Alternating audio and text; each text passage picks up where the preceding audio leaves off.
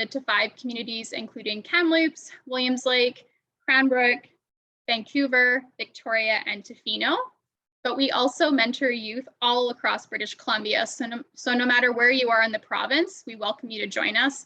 And we have many virtual opportunities, which we'll also share later in the presentation. Our volunteers are between the age of 15 to 30 and are supporting our goal of healthy habitats and communities free of invasive species. Now I have some really fun statistics to share with you all. So since our program started in 2019, our program has reached over 450 volunteers. I believe now we're over 475.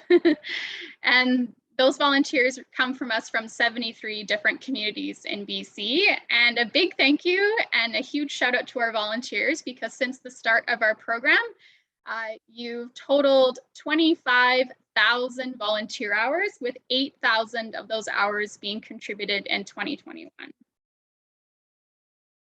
So our volunteers have been involved in many on-the-ground projects, and due to their hard work and dedication in 2021, 67 bags of invasive plants were removed, 53 community sites were improved, and 100 native plants were added back to local communities.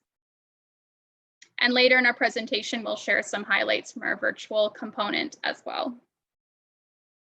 So next, I will share some highlights from the interior region. So I have the pleasure of working with a group of youth in Kamloops, and I also work with youth in other different communities across the Thompson and the Okanagan. And I've got 3 different projects that I'll talk about. The first project that we worked on in 2021 was at McGowan Park, which is a very busy local park in Kamloops. This project actually started in 2021, where we had youth go out and survey the park looking for invasive species, and several were spotted, including Russian knapweed, which you can see, unfortunately, a big monoculture of Russian knapweed on the right-hand side. We then had a volunteer that decided to use leadership skills and get out there and start a habitat restoration project on this site. So several weed pulls were organized by this volunteer in 2020, and then we went back to the site in 2021 and completed 2 more. And in total, 100 bags of invasive plants have been removed from this site. And the area that we were mostly working in is at Gamble's Pond. So what you don't see in these pictures is the wetland area, and we were working right beside. So this is an area, due to its proximity to water, we can't use any herbicide treatment. So really the only way to go about this is mechanical removal. Future, we would like to return to the site and continue to work on the removal around the wetland of the invasive species. Another big project that we are still involved in was out at the BC Wildlife Park. This is another nonprofit society. We started this project in 2019, so volunteers went out and walked the park, which is 106 acres, and just looked for invasive species. And unfortunately, we identified 18 different types of invasive plants on this site. So we conducted many weed pulls, and then we did something different in 2021. We actually did a seeding event. So they added some new water lines at this establishment. And unfortunately, during that construction, there was a lot of disturbed soil that they haven't had time to reseed yet. So we went in and spread some native plant seed. We had seeds that our volunteer had collected, and also their facility staff on site had been collecting native plant seed as well. One of the native plants that they were collecting from, which you can see in this picture, is wild clematis. So we went out and spread a whole bunch of native plant seed to help reestablish this area. And then the event was also a lot of fun because there's wildlife at this site, of course, because it's a wildlife park. Our volunteers got to see a cute burrowing owl up close and learn all about how they're important to our local grasslands, as burrowing owls are unfortunately endangered in BC. And they also got to see an invasive red-eared slider turtle up close and learn about how they're unfortunately impacting BC's wetlands. So these are just 2 examples of on-the-ground projects, but we also had many volunteers in Kamloops and the interior work on environmental artwork. So these are just 3 of the illustrations that our volunteers created, and these were put into a new kids activity book that is now on our website. So it's just a great example of how our program caters to all skill sets, and there's many different ways that youth can take action to promote healthy habitats and to contribute to conservation, and art is one of those ways that this can be done. So I just want to say a big thank you to the volunteers I work with. It's been amazing working with you. I've learned so much, and I look forward to doing many more exciting projects. So I'm happy to pass things over to Camille Sanger-Pillai, who is the Williams Lake Youth Facilitator. Thank you, Caitlin. Hello, everyone. As a youth facilitator within the Caribou region, I had the pleasure of working with volunteers for invasive mussel monitoring this year. Together, we sampled 11 different lakes in the Caribou, and volunteers learned absolutely everything they could about each step, including zebra and quagga mussel life cycles, how to conduct plankton tows, as you can see one being done in the photo on the left, how to preserve samples, how to record field data, as you can see on the photo on the right, and of course, how to safely decontaminate materials between each lake. Over the course of the summer, a total of 44 lake samples were collected. Volunteers helped with more than 3/4 of these samples, which means they joined us for over 33 lake monitoring sessions, which was an incredible act of community service on their part. It was really fun going out on our field days together. Volunteers even spotted a great blue heron and some spawning kokanee salmon at 2 of the lakes. Thankfully, we did not spot any invasive mussels. Next slide, please. We were also lucky enough to partner with another group of volunteers, a local ratepayers association, that have rallied together to make safe and accessible boat launches at lakes in their community. All that they were missing were clean, drain, dry signs, which we can obviously help with. Youth volunteers embraced this call to action and installed new clean, drain, dry signs at several different lake accesses in the area, as you can see pictured on the left, an example of one. Also noticing a need for terrestrial recreationalists, volunteers also installed 3 new Play Clean Go signs with boot brushes attached to them to stop the spread of invasives along popular community trails. Overall, I had just a phenomenal year working with such passionate volunteers, and we were so grateful to have so many field opportunities, especially after 2020, and we look forward to what 2022 will hold for us. Next up, we will hear from Melanie Apps, the ISCBC Youth Facilitator for the Lower Mainland region. Thank you, Camille. Hi, everyone. So as Camille mentioned, I'm the facilitator for the Lower Mainland region. That stretches from about West Vancouver all the way out to Chilliwack. So we cover a lot of ground. We've got a ton of volunteers out here, but hey, the more the merrier, I say. So yeah, I'd just like to talk about a few of our in-person event highlights. Next slide, please. So a good chunk of our events for 2021 were invasive removal events, and the majority of these particular events took place at Queen's Park, which is New Westminster's biggest and most well-known park.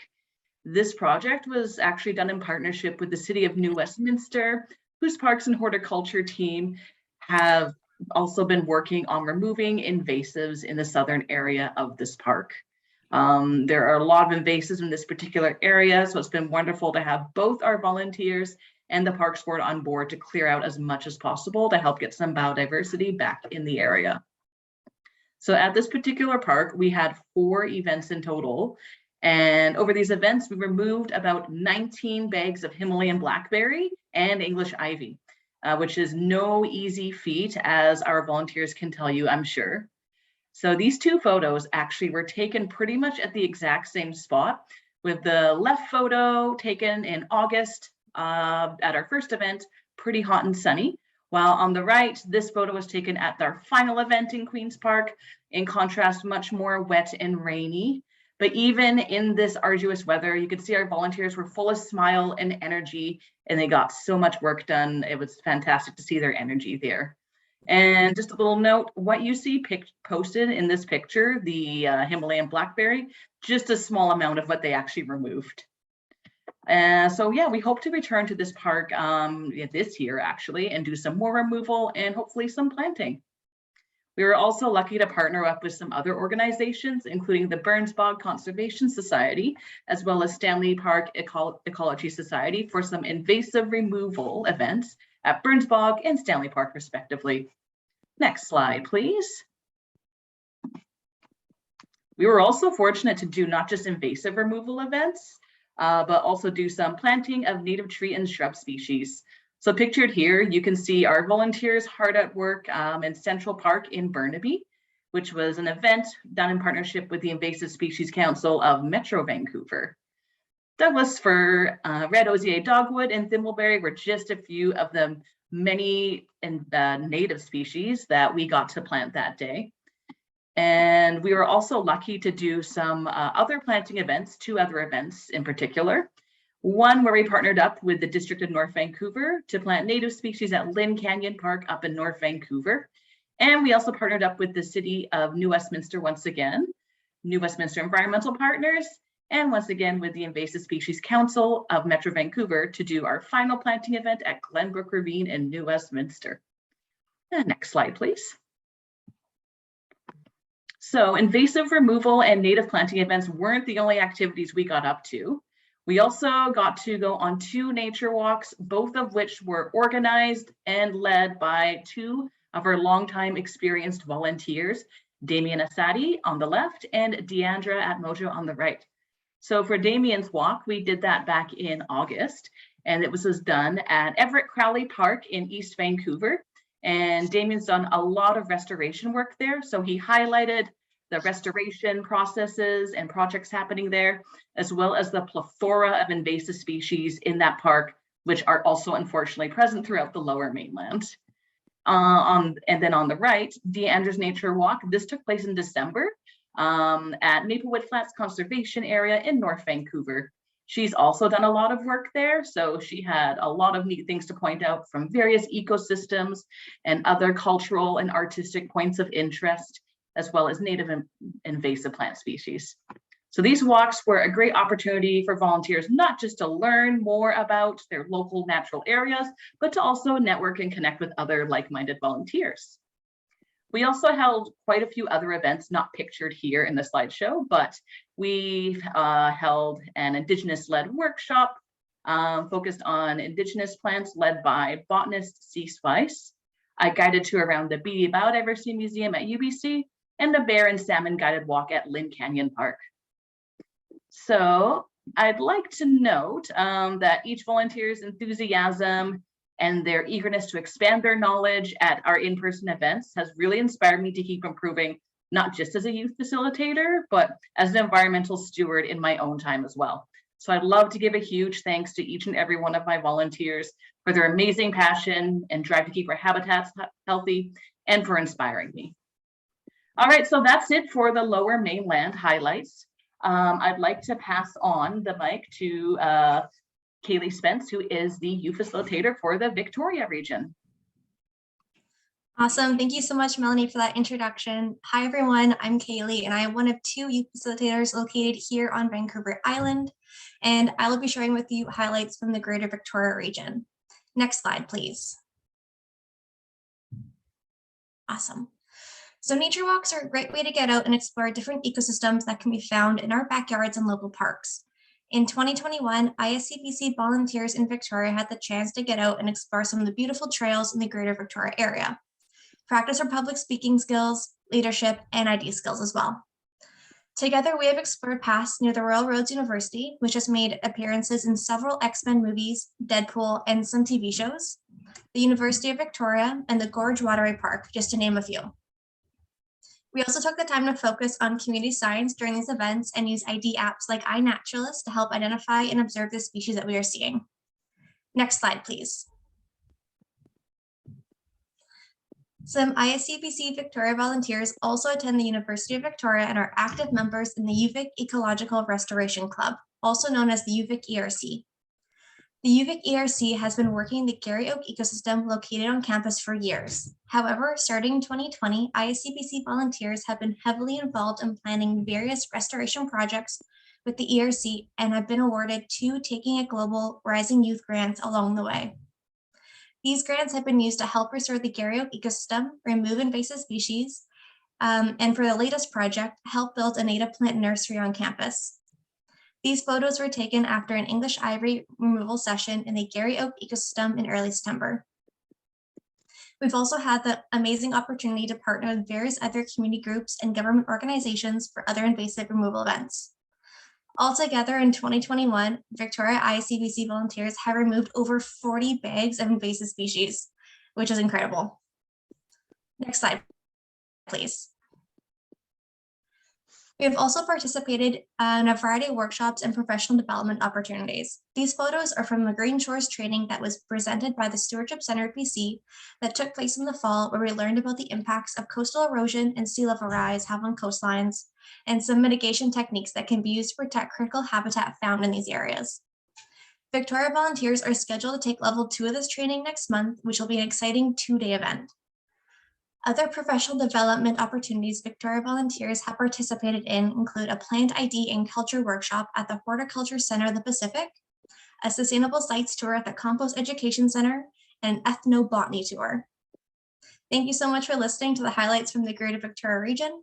I'll now pass the mic over to Jamie Mackay, ISCBC Youth Facilitator for the Pacific Rim region. Thank you, Kaylee, and hi everyone. My name is Jamie, and as the Youth Facilitator for the Pacific Rim region of Vancouver Island, I've had the pleasure of bringing our youth program to Tofino and Ucluelet. Over the last couple of months, I've found a really motivated group of volunteers out here that are eager to make a difference in the community. And coming into this winter, we didn't have the opportunity to get outdoors as much. I'm sure I don't need to tell you all how soggy of a fall we had, but we were fortunate enough to get one of the nice days of December for a meet and greet BioBlitz. And this is our first event out here. And so we got to know each other over some lunch and before using iNaturalist to explore the biodiversity of the local Centennial Park. We ended up with a list of several invasive species, including the usual West Coast suspects of Himalayan blackberry, English holly, and English ivy, as well as a particularly nasty epidemic of Scotch broom. And if you've ever been to Vancouver Island, especially in the summer, you probably know how prevalent that plant is. It was awesome to see everyone's passion for the environment and the stewardship of our West Coast out here. On the left here, you can see a picture of us identifying some of the local species around the park. That's the little rhodo bush. And on the right, you can be seen exploring some of the grasses. And personally, I've always loved discovering the biodiversity in the more unassuming places in nature, like the grasses underfoot. And we found a few species there. So we have some exciting events coming up in the future, including a workshop on yellow flag iris, some volunteer weed pulls, and the return of the Pacific Rim Whale Festival. And I'm really excited to see what we can accomplish this year. So next up, we'll hear from Craig Stefani, who's the ISCBC Youth Facilitator for the Cranbrook region, who'll be sharing highlights about our virtual youth team. Take it away, Craig. Thank you for the introduction, Jamie. As I'm sure we all remember, 2021 was filled with uncertainty and change. Through all of this, though, our volunteers were able to adapt to these times by joining us online and participating in our virtual events. Next slide, please. They were able to do this by joining more than 30 of our virtual events, which resulted in them contributing nearly 600 hours. And this for many was on top of participating in our in-person events, as have been highlighted by my fellow facilitators, as well as in-person and online opportunities offered by other organizations. Next slide, please. However, volunteers were simply not passive participants in these events. They led dialogue sessions where they shared their experiences, their passions, and their skills with other volunteers. The image on the left highlights just a few of the topics they covered. And they also joined committees to help in the creation of several of our resources, like designing how-to guides, a volunteer decal, and an invasive quiz game, which you can see here in the middle, as well as a children's story. And the image on the right shows the first character sketches we received back from the illustrator of this story's main protagonist. So keep an eye out for more on that in the future. Volunteers also took this time to learn and grow by participating in workshops to gain skills in facilitation, critical thinking, project management, among many others. And they did this all while expanding their knowledge on subjects like science of behavior change, wetland ecosystems, and plant identification. Nonetheless, through all the uncertainty and pivoting that 2021 had brought us, volunteers still made the time to connect and celebrate with us and their fellow volunteers through networking events like our Coffee Connections chats, as well as going head-to-head at our trivia nights. Next slide, please. And I just want to end by extending a big thank you to all of our amazing volunteers for all their hard work and dedication, as well as a thanks to my fellow youth volunteers and youth facilitators for sharing their program highlights with us today.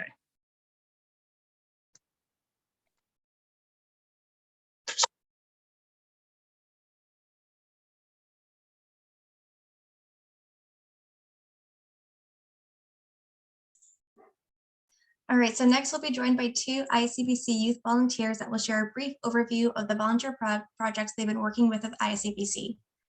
So to start us off, Eva Gribben has been volunteering with the ISCBC since the summer of 2020 and has volunteered over 300 volunteer hours to our program.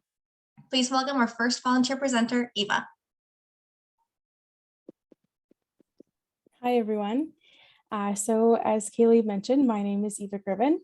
And I'm going to tell you a little bit about myself and my history with ISC, and then I'm going to talk about a Scotch broom removal event that I led in Goldstream Provincial Park this past fall. So I am from, and I usually live in Victoria, which is WSÁNEĆ and Lekwungen, Esquimalt and Songhees First Nation territories. However, I'm temporarily visiting England for a couple months, so that's where I'm calling from today. I'm doing a Master's of Science in Environmental Practice, and I did a Bachelor of Science in Anthropology. I've worked for BC Parks for a couple years now, and in a few different temporary roles, including as a policy co-op student, a student ranger crew lead for 3 seasons, and most recently as a seasonal park ranger. And I started volunteering for ISC in the summer of 2020 when I was in my 2nd season as a crew lead, and roughly a quarter of my work focused on invasive species removal and management. And suffice to say, I quickly became passionate about invasive species. And I know a lot of us like to say we love to hate them. So that became me pretty quickly. And I joined ISC to broaden my invasive species knowledge and skills, participate in a variety of local projects beyond the provincial park system that I work in, and meet other passionate volunteers in the environmental field. And I've now completed the required volunteer hours. However, I've decided to stay volunteering with the council as I really enjoy the network and available opportunities. And I've recently started as one of the ISC environmenters. So if you're looking for someone to connect with or chat about invasive species, I would be happy to. So the project that I'm going to share with you is an event that I actually co-hosted with Kaylee, the youth facilitator that just introduced me. The project site was the group camping site in Goldstream Provincial Park. Goldstream Provincial Park is a high-use provincial park that's approximately a 20-minute drive outside of Victoria, and it's famous for the salmon run. I organized this event while in my position as a park ranger with BC Parks, and because I was also an ISC volunteer in the Victoria area, I already knew Kaylee and that there was a group of volunteers that would likely be interested to help out with this project. So approximately 10 volunteers came out for 2 to 3 hours on a weekend this past October to help manually remove Scotch broom.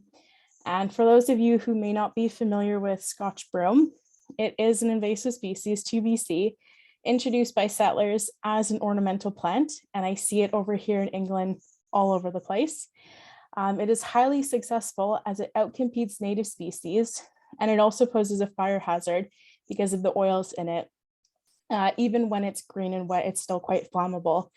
Among other issues with broom, such as it being nitrogen fixing, and it creates a very large seed bank in the soil. So we first started by going over the correct removal methods, introduction to the site and project, and doing a bit of a safety meeting as well. And our method of attack here was using hand pruners, loppers, and also manually pulling out the really small baby broom. And so we bagged all the broom that we removed, and I disposed of it off-site. And we got one really big tarp bag that I'll show in the next slide of broom in just a short amount of time. And we had such a great group of people that were keen to come out and remove broom and learn about this site. And I must add that this photo is incredibly underwhelming, but I want you to try to picture this now cleared field full of small and medium-sized broom, and it was just absolutely covering it. And what you also can't see is the different native plants and little critters that live here, which were being outcompeted by the invasive Scotch broom canopy. And we wrapped up the event by having a cozy campfire and had some Tim Hortons that was provided by ISC. And one of the great things that I took away from this event was that volunteers really enjoyed learning about other invasives that were present on the site, such as poison hemlock, foxglove, Himalayan blackberry, gorse, and more, unfortunately. And many volunteers were also interested to hear about the site restoration plan. All volunteers had unique experiences and knowledge, and I love being able to continuously learn at events like these from each other. I also understand that it's important for volunteers to feel connected to a site that they're working on and that they are contributing to a sustainable long-term project. And so I explained to volunteers that while this is a relatively new project, there has already been invasive species removal efforts done.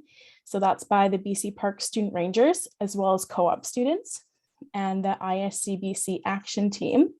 And that was in the spring of 2021. And now, as of this past fall, the ISCBC Victoria volunteers as well.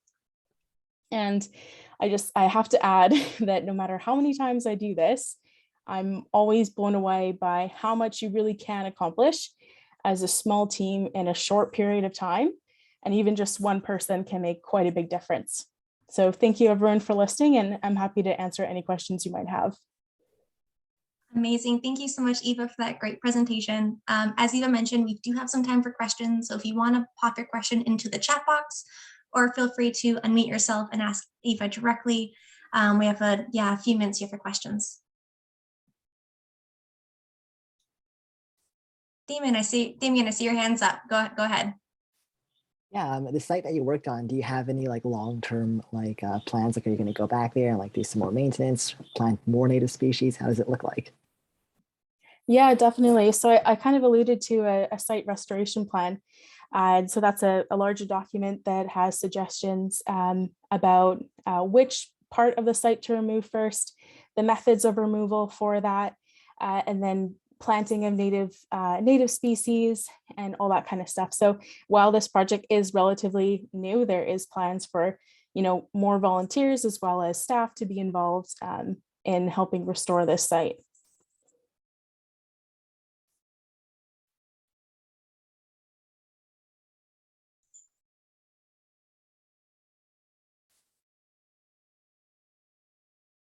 Melanie, your hand's up. Go for it. Yeah, great presentation, Eva. Bit of a funny question, maybe. What's the best thing and the worst thing about Scotch broom, managing and removing it?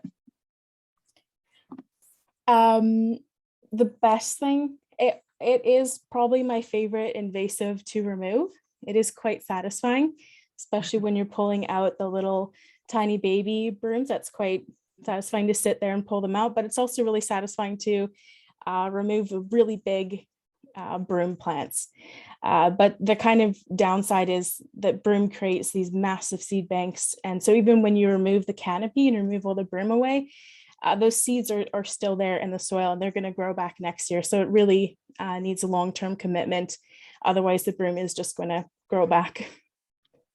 Oh dear, I've only removed big broom. Is small broom, can you just hand pull it? Yeah, so if it's the general rules, if it's thinner than a pencil, you can pull it out. The biggest thing is you don't want to disturb the soil. So anything bigger, if you're going to pull it up and the roots are going to go everywhere and disturb the soil, you don't want to pull that up. You want to use hand pruners and you want to get it below the soil where you have these little lateral roots coming off, because then you know it's not going to regrow because you've got all the stem tissue away. Cool, I didn't know that. Thanks, Eva. We have a question from Camille. How did you discover the important role connection plays to different areas and their restoration? That's a good question. Really my own personal experience when I've been to volunteer events and someone's given me a really good reason as to why I should be doing that, and a connection to the site and understanding of the native species that are there, as well as the use of those native species, then it really gives me a greater appreciation of the work that I'm contributing to, and that I'm part of a larger project that's going to accomplish something. So I try to transfer that into when I host volunteer events as well. Thanks, Eva. That's just so fascinating. I find that there's been a huge shift in like the BC education curriculum for more place-based learning in this connection. So I think that's wonderful that you identify that connection. It's so, so true. Thanks. Question from Christy in the chat here. How do you dispose of the broom? Yeah, so there's a couple different ways you can dispose of broom. You can do composting on site. There can be concern of seed dispersal as well. So you have to pick a composting site on a couple different things you want to consider, but you can also do a controlled burn. So a category 1 or 2 burn. So campfires category 1, category 2 is a 2 meter by 2 meter, as long as you're within the restrictions and whatnot for wildfire and such. And then you can also dispose of it through a dump, as long as where you're going. So we went to the Heartland for this one because it wasn't suitable for composting on site because of the fire hazard. Awesome. Yeah, it does make a very great campfire, as we learned from our event. I have a question actually. What has been the most rewarding part of your journey so far? My entire volunteer experience with ISC. Is that correct, Kaylee? Yeah, your volunteer experience organizing your broom pulls, just what has been your highlights?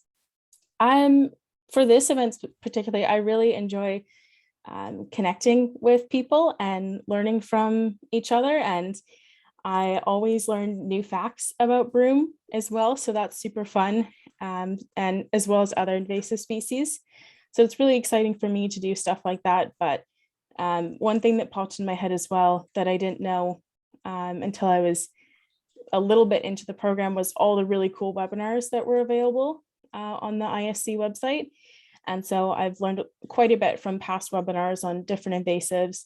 Broom's been in them before and whatnot. So a little plug for that as well. Awesome. I don't see any other questions. So I'm going to ask one more. Have you told anyone at your new location in the UK that their beautiful Scotch broom is considered invasive back here in Canada?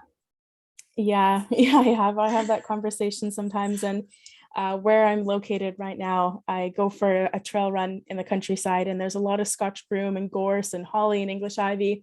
And constantly as I'm running, I'm thinking about how it relates to back home and how these invasives that are invasive to BC here are kind of acting the same and are just taking over areas. But I'm not seeing a whole lot of treatment, but I'm not sure. I have to look into that as well. But I do have conversations with people, and yeah, usually can't shut me up when I get on the topic of invasive species. So everyone kind of hears it.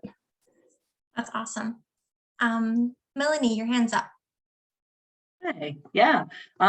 Just wondering, Eva, do you have any advice or pointers for those who might be interested in organizing a weed pull like you did?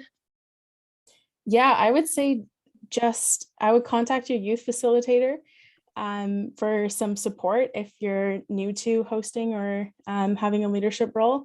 And it doesn't have to be big. You don't have to expect to go in with 500 volunteers and big commitment. If you can even just pull some of your friends together or fellow volunteers, just even just 2 or 3 people, it can make such a big impact, and there you can really gain a lot of valuable skills and confidence by just giving it a go. Awesome. Thanks so much, Eva. Yeah, no worries. Camille, your hand is up. Go for it. Yeah, I was just curious about site restoration plans. Like, how did you learn how to develop one and kind of coordinate a group to follow one, essentially? Yeah, so the plan wasn't actually created by me. It was done through my work, but it was shared through me. And so I reviewed it, but I have done in a smaller level for smaller sites, kind of site restoration plans, but there's a lot of really cool resources out there about how to map and zone invasives, and then how to prioritize certain invasives based on native species, wildlife, exposure to water, all these different things that you can kind of come up with your own plan, and you can learn about the invasive and how it can reproduce and what methods are best, what time of year. So there's a lot of information out there, so it can be overwhelming, but if you're interested in it, you can kind of, it interests me, so I kind of delved and jumped right into it a couple of years ago. Awesome. Well, that was some great questions, everyone. We're going to wrap up now, but if you have any more questions for Eva, feel free to pop in the chat and we can get to them in a bit. Eva, thank you again so much for your presentation. It was wonderful, and I'm now going to pass the mic over to Melanie. All right, thank you so much, Kaylee. All right, I'm just going to start my screen share, just make sure everything is in tip-top shape.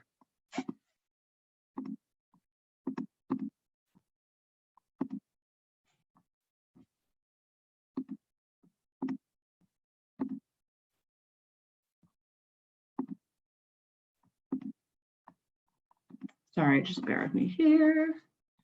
All righty. Can everyone see my screen?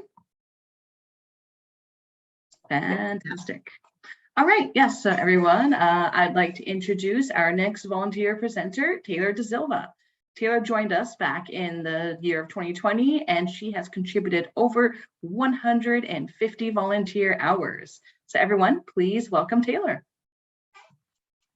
Hi there. So you can just call me Taylor, but my project is essentially on illumination, how science communication can stop biodiversity loss within the time we are currently in. And right now, especially due to the pandemic, you're probably experiencing one of the best accounts of how science communication is essential for the well-being of everyone. And in my presentation, I'm specifically going to focus on how science communication is also essential for the well-being of our environment. Next. So first, a little about myself. I'm just 19 years old. All those ologies I've mentioned there basically just mean I love talking about nature with other people. I love learning how nature works. I love finding out new things. And it's just being a part of this big community that's constantly sharing and interacting with information so we can come to better conclusions on how to solve issues and stuff like that. I've been a science communicator for over 3 years now. I have volunteered at the Vancouver Aquarium, Van Dusen Botanical Gardens, and I used to work at the UBC Botanical Gardens. However, when the pandemic did start, I couldn't no longer do education in the actual public sphere. So thankfully, technology was a safe haven for me, and I've been doing microscopic photography online now for a little over a year now. And now I'm getting an undergraduate degree in forestry at the University of British Columbia in forest sciences. And my main goal is just to make people feel like, just be curious about like the amazing world that surrounds us. Next. So the picture on the side of this slide is a hellebore flower. And if you've ever seen these flowers in the daytime, they're typically very dull and white. They're not interesting whatsoever.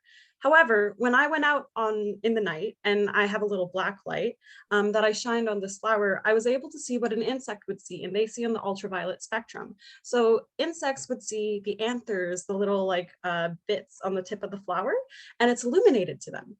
And so that's essentially what I want to do with people. I want to illuminate what is really important in knowing about nature. The insect, those anthers are illuminated, so it knows like, oh, that's where I need to get pollen from, and that's how the plant reproduces. So I want to illuminate people's minds with knowledge about biodiversity, ecology, botany, and invasive species. And this is really important because it is one of the biggest issues concerning in the 21st century. Because when something is out of sight in the public eye, it is going to be 100% out of mind. One of the best examples of this is Fairy Creek, for example. People moved to conserve it because they knew it's an old growth forest.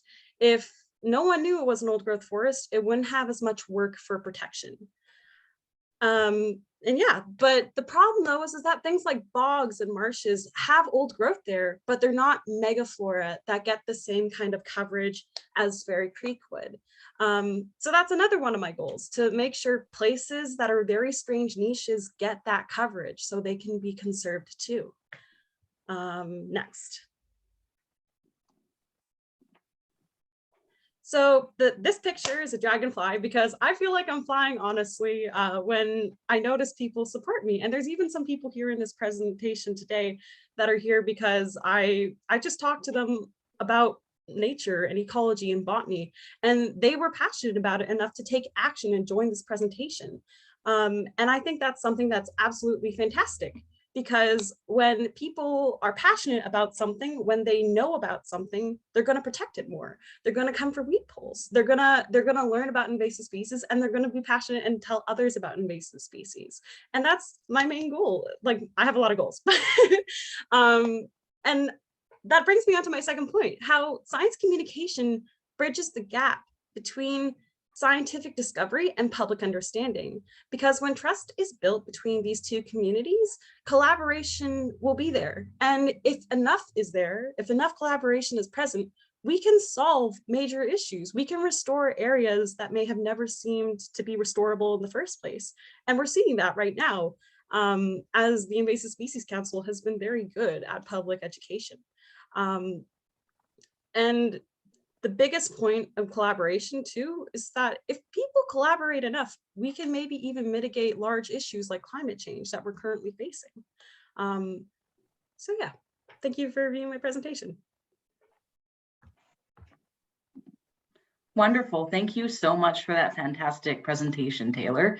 And you took all of those photos there, correct? That is correct, yeah. That is amazing. You're going to have to give us some tips on those photos. So we have quite a bit of time for some questions. So if anyone would like to pop some questions into the chat box or just unmute yourself, raise your hand, you're more than welcome to do so. And okay, I see quite a few questions popping up already. I saw Camille's hand pop up, so we'll go with Camille first. Thanks, Mel. I saw in the comments as well, but it was just such a beautiful analogy of like illuminating knowledge of science, similar to a flower's anthers for insects. How did you come up with that or make that connection? It's just so incredible. Yeah, thank you. It was really funny because I took those pictures on my birthday, and I was just walking around in my neighborhood shining this little purple light on random trees, looking like the weirdest person possible. But I realized that analogy because when I was at the aquarium, there was people that would always come in and they'd be wondering, like, why are you having all these animals in here? Like, what's the point of this ex situ conservation? Why is it? And it's to make people care. I know I put as much hard work into what I want to do and what I like because I'm passionate about it. And it's just bioluminescence is something that has an ignition, right? So to get that ignition in people is how you'll get that light, right? So that's where I came up with it, basically. That's amazing. Thank you for answering that. Yeah. Ooh. All right, I see Corbin's hand up. Hi, fantastic presentation. Thanks so much for that. I'm just wondering, you know, we have so many tools for communication these days, and they seem to be expanding as well, thinking of things like And now the new hot phrase is the metaverse. And how do you see technology playing a role in helping with science communication? Ooh, okay, I love this question because especially when we talk about like big things like climate change too, people will always say technology is the answer. But I think the proper answer would be the right application of technology, because the biggest part about being a science communicator is ironically listening, because not everyone may be in the right place to learn. And I'm not going to be able to talk to an adult the way I would talk to a kid about like how cnidarians reproduce, right? I couldn't do something like that. You know, they wouldn't get it. So I feel technology really should understand like kind of the, like we have to hardwire it and get the specifics of it to understand people more. So because people aren't going to be interested in it if it's not personal to them too.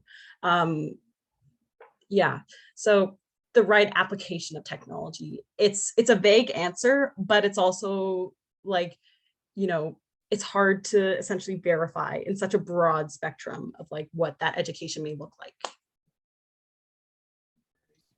Yeah, thank you. I do think it's a pretty broad question, and you know, I like what you touched on, just communicating to different audiences differently, and using it as a tool to help understand your audience better as well.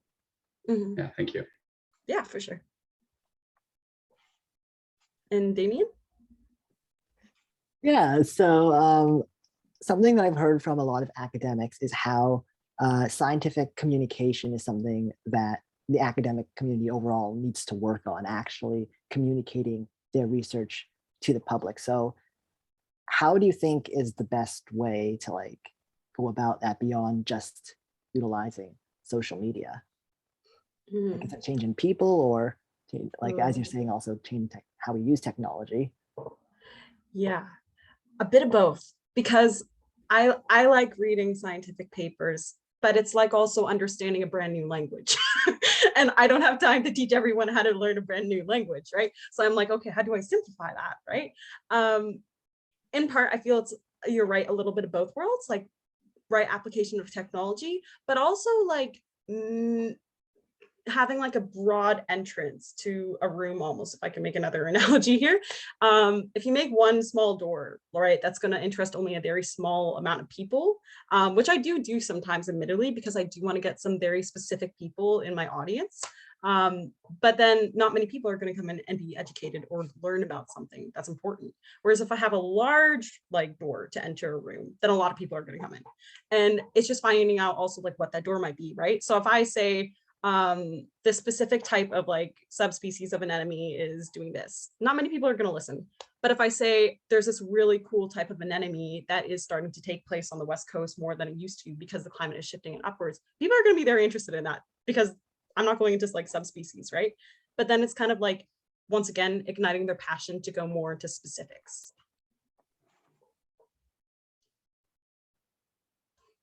Yeah, right?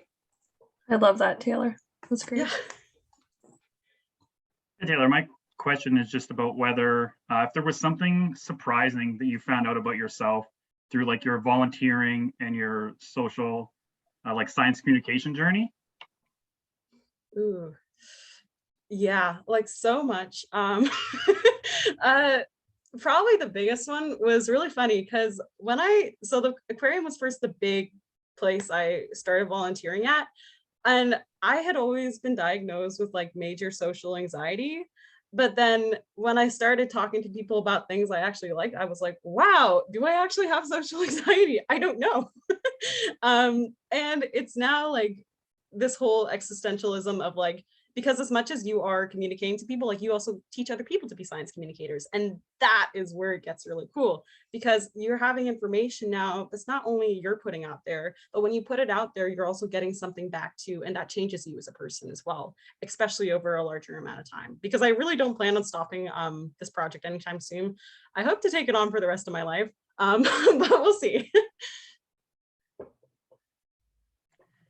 All right, this is going to be our last question, I think, from Joshua. Yeah, sweet. So I'm wondering if you found barriers in getting people hyped about like the long term, about caring about ecology, and like more so in like the barrier of not seeing. And I feel like these examples are going to make this like a bigger question than what I intended to be. But what comes to mind is like 3 billion birds lost since 1970, or I think it's something like 90% of insects population decimated since like the start of the 20th century, kind of thing. Like how to get people to understand when no one can really see this change happening. Mm-hmm. Yeah, ooh, amazing question.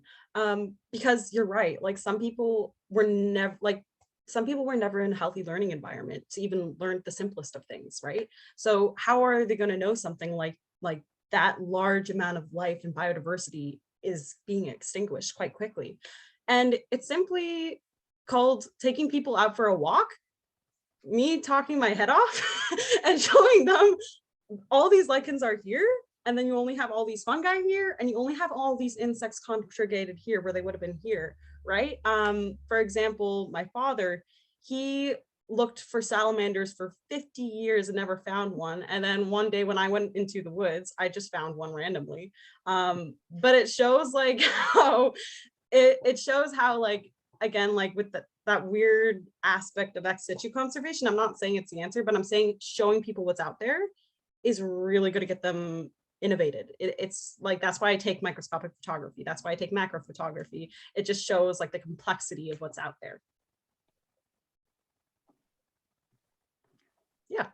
Wonderful. Okay, Taylor, that was an amazing presentation. And thank you so much for picking everyone's curiosity and answering their questions. If anyone would like to reach out to Taylor at all, you are more than welcome to do so. I've just put her email, and I also have her Instagram handle in the chat. So feel free to check her out on Instagram and send her an email if you have any questions. All right, so that wraps up our volunteer presentations, and we will now take a 10-minute movement break. We invite everyone to get up, stretch those limbs, and grab a refreshment, and we will reconvene at 2:10 p.m. See you in a bit.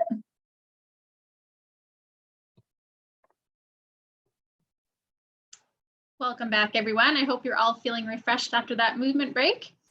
I'm pleased to introduce our keynote speaker for this event, Dr. Simon Jackson. At the age of 13, Simon Jackson founded the Spirit Bear Youth Coalition and spent 2 decades working to unite the voices of 6 million young people in the successful pursuit of protecting the last intact habitat of the endangered white kermode or spirit bear. Today, Simon is the co-founder of Nature Labs, a high visual storytelling-driven high school textbook that helps students build a foundation of nature literacy to aid them in all that they do. For his efforts, he has been named a hero of the planet by Time magazine and was the inspiration for the movie Spirit Bear, the Simon Jackson story. Please welcome Simon Jackson.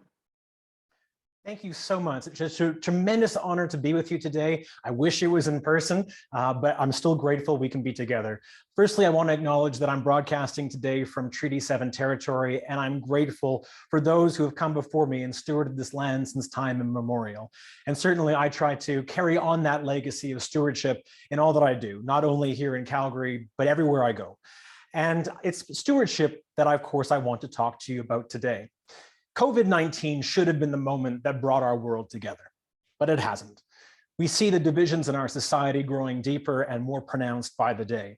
And we need to find a way to come back together, to talk to one another, to find that unifying idea that can move us forward as a society.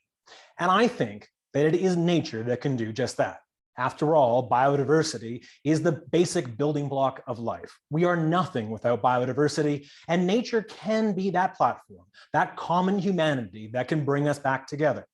And on days like today, which seem impossibly hard and hard to understand the difference that we can make, I want to share with you my journey and how I found my voice in the hopes that it can remind you what you probably already know, but maybe need a reminding, that every single one of us shapes our world in good ways and bad every single day. And when we choose to make our voice heard in a positive way, we indeed can change the world for the better. To tell you that story, I'm going to take you back to where it all began for me. And that's when I was 7 years old. I always say the two best gifts my parents ever gave me was the gift of travel and the gift of news. We couldn't afford to travel to far-flung exotic locations, but we could pack up the car every summer and go on camping trips. And it was one summer on a camping trip to Yellowstone National Park in the United States where I saw a mother grizzly bear and 2 cubs of the year. Who knows why one moment captures the imagination of a young person, but I was captivated in that moment, and I wanted to know everything there was to know about bears. When I returned home, enter that second gift, news. Every night with dinner, we had to watch the evening news. And it was one evening while watching the news, I saw a story on Alaska's Kodiak bears and the plans being drawn up to develop their home. In my 7-year-old mind, it was an assault on that same bear I had seen on my camping trip, and it didn't seem right. I wanted to help. How? Of course, for a 7-year-old, it was easy, have a lemonade stand. So over the course of the summer, I started selling lemonade. I shudder to think how much money my mother spent buying that lemonade, but by the end I collected $60, mailed it away to the World Wildlife Fund, along with letters to then President Bush and Prime Minister Mulroney. A few months later, I received a letter back in the mail telling me the Kodiak bear would be saved. And of course I thought, yes, I saved the Kodiak bear. And obviously I had nothing to do with it. But it planted the seed and taught me the most important lesson of my life, that one person, no matter what their age, no matter where they live, can make a difference for all life. It was an idea I took with me through a couple of other issues growing up, each reinforcing the idea that my voice mattered. And when I turned 13, on another family camping trip back to Yellowstone, that bear I'd seen as a cub was now all grown up. And as I was watching him, someone saw the passion on my face, saw the license plate of my parents' car, British Columbia, and asked me if I knew about another bear that was only found in my home province, the white Kermode or spirit bear. For most of you, you probably know what this bear is, but in case you don't, a brief bit of background. The first thing that I learned in trying to understand what this bear was, how a bear geek like me didn't know this bear exists, was trying to learn a bit more about it. And the first thing that I came across was the Shimshan legend. And the Shimshan people believe that Waget, the raven, their creator, wanted to leave a reminder of when the land was covered with ice and snow. And to do that, he set amongst the black and brown bear people, turning every 10th one white as a reminder of the last ice age, and decreed they'd live in peace and harmony forever. It was one of the first times I began to realize that traditional knowledge so often has figured out what it took many more years for Western science to come to terms with, which was, in this case, unlike black bears you'd find anywhere across North America, on one small portion of Canada's west coast, 1 out of every 10 black bears are born with a unique gene that makes them born white. This may look like a misplaced polar bear or even an albino, but it's neither. It's a genetically unique subspecies of the black bear, and it's not just a beautiful bear. It plays a critical role within its ecosystem. Its white fur enables it to be more camouflaged in the rivers where salmon spawn. The science, Western and traditional knowledge have shown us that these bears are more camouflaged and enable them to catch more salmon than other bears in the ecosystem. That means more salmon carcasses rotting on the forest floor, more nutrients into the soil, contributing to the nutrient cycle that allows these trees to grow to the size that they are. Bear dens in the winter months, shade for the salmon to come back and spawn the next year. And of course, these trees are lungs for our planet. In fact, this bear in this one small corner of British Columbia helped sustain the world's last large area of intact temperate rainforest. And what I found out at 13 was there were fewer than 400 of these bears remaining, with plans being drawn up to develop their home. Again, in my mind, it wasn't the right thing to do. I wanted to help. And again, the answer of what to do was fairly obvious. Talk to my friends I went to school with. So at the time, I hated public speaking. I was nervous, I was shy, I had a stutter, but I knew if I wanted to get the message out, I needed to overcome my fear and talk about the spirit bear. And I did. And by the end of the day, I was able to collect 700 letters from students in my school who wrote to the Premier of British Columbia voicing their opinion on what should happen for the future of the spirit bear. I thought a few months later, I'd probably get word in the mail the bear would be saved, but instead I got a form letter back from the Premier saying, thanks for your interest, but what you're asking for is not going to happen. And in my mind, a couple of letters and $60 saved the Kodiak bear, so I couldn't believe that I hadn't saved the spirit bear. But of course, it was my first wake-up call to how difficult and complex these issues truly are. And having a journalist for a father meant that I needed to understand the other side of this issue, to understand why someone wouldn't want to protect this bear's habitat. It's a bit embarrassing to think about right now, but it was the time before Google existed. So I picked up the next best resource, a copy of the phone book, and went through to find every name of every organization, every individual who I thought would have some view on this issue, one side or another. Many people didn't call me back, probably because I was a kid, but many people did. And from these conversations with people from all different kinds of backgrounds, I began to understand how important this bear was to its ecosystem, to global biodiversity, and how threatened it was. But equally, how important the trees that these bears relied on for survival was to families who lived on the BC coast and relied on those trees for jobs in the forest industry. But I also saw there was a balance to be struck. We could find a way to protect this bear without devastating the economy. Armed with this information, I wanted to raise more awareness outside of my school, started challenging other schools to get involved, wrote letters to the editor of local papers in Vancouver where I grew up. And slowly more people were taking an interest, but I still couldn't get a meeting with those decision makers.